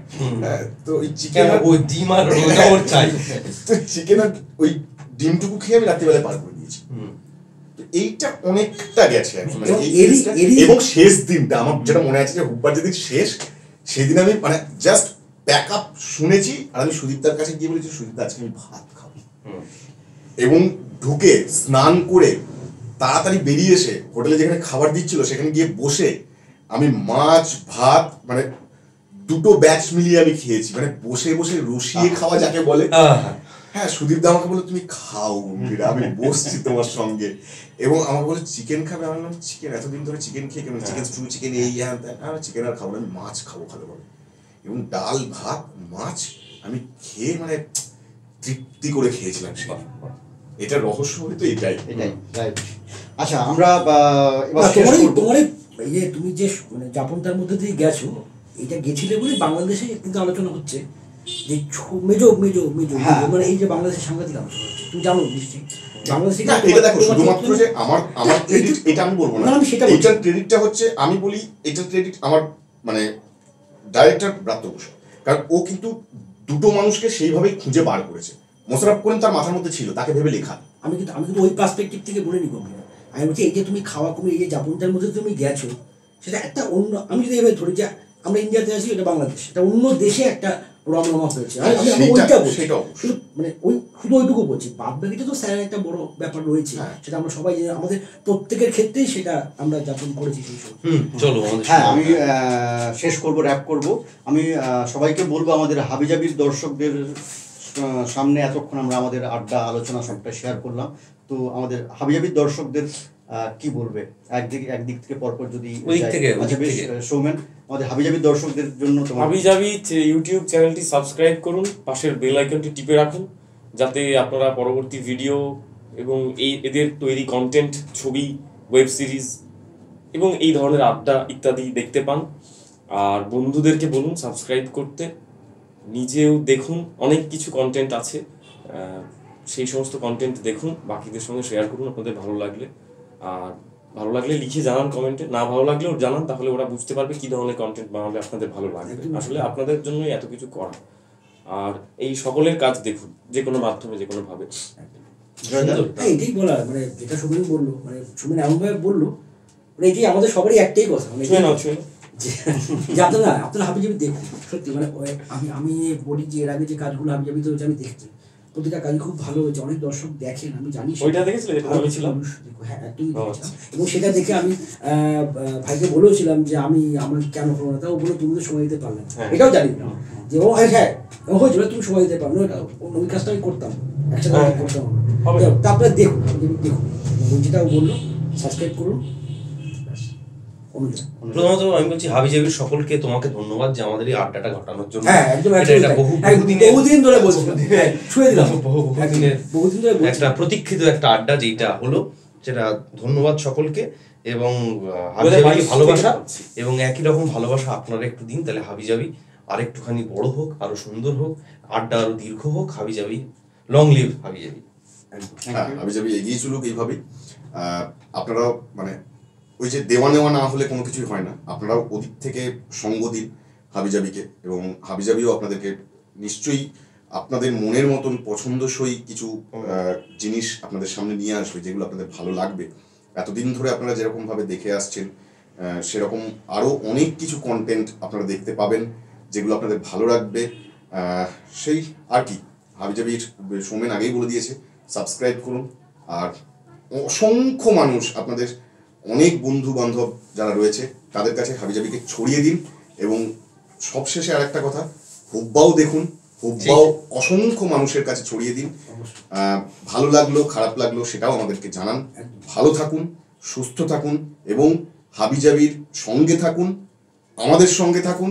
হাবিজাবির প্রত্যেক সদস্যকে আমি ব্যক্তিগতভাবে গম্ভীরা ভালোবাসা এবং শুভেচ্ছা জানাই। তোমরা এগিয়ে চলো, এবং আগামীতেও তোমাদের সঙ্গে এরকম আড্ডা, প্রচুর আড্ডা হোক, এরকম আমরা প্রত্যেকে আছি। ভালো থাকবে।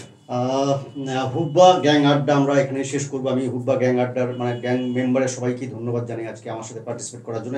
মানে আমি নিজেকেও, আমিও গ্যাং মেম্বারের মধ্যে পড়ছি, তো আমিও ওদের মতো রিকোয়েস্ট করবো যে হাবিজাবি চ্যানেলটিকে সাবস্ক্রাইব করুন, কমেন্ট করে জানান কেমন লাগলো, এবং বন্ধু বান্ধবদের মধ্যে ছড়িয়ে দিন। আর অবশ্যই কমেন্ট করে জানাবেন আপনাদের যে এরকম আড্ডা যদি আপনাদের ভালো লেগে থাকে, বা এরকম আরও কোনো বিষয় নিয়ে যে আমাদের এই বিষয়টা নিয়ে আমরা দেখতে চাই, এরকম বিষয় নিয়ে যদি আড্ডা করলে ভালো হয়, সেটাও আমাদের মানে সাজেশন হিসেবে আমরা চাইছি আপনাদের কাছে। আর আরেকটা কথা বলবো, যেটা না বললেই নয়, যে সেটা ওরাও বলেছে ওদের মতো করে, যে সত্যি হাবিজাবির পাশে আপনারা যদি না থাকেন, তাহলে কিন্তু ওই আমাদের যে একটা প্রশ্ন আলোচনা করছিলাম, যে ওই ওপার বাংলা থেকে কোনো একজন ভালো অভিনেতাকে নিয়ে এসে আমাকে কাজ করে আমাকে সাস্টেন করতে হবে। আমি বলবো যে আমাদের ওই আপনারাই যদি ভাগ করে থাকেন, তাহলে আমি বলছি আমাদের এখানকার অনেক থিয়েটারের তরুণ তুর্কিদের নিয়ে আর কি, বা ছেলেমেয়েদের নিয়ে কাজ করি আমরা হাবিজাবিতে। আপনারা যদি না দেখেন, আপনারা যদি সঙ্গে না থাকেন, তাহলে কিন্তু আমরা এটাকে জানি না কতদূর পর্যন্ত এগিয়ে নিয়ে যাবো।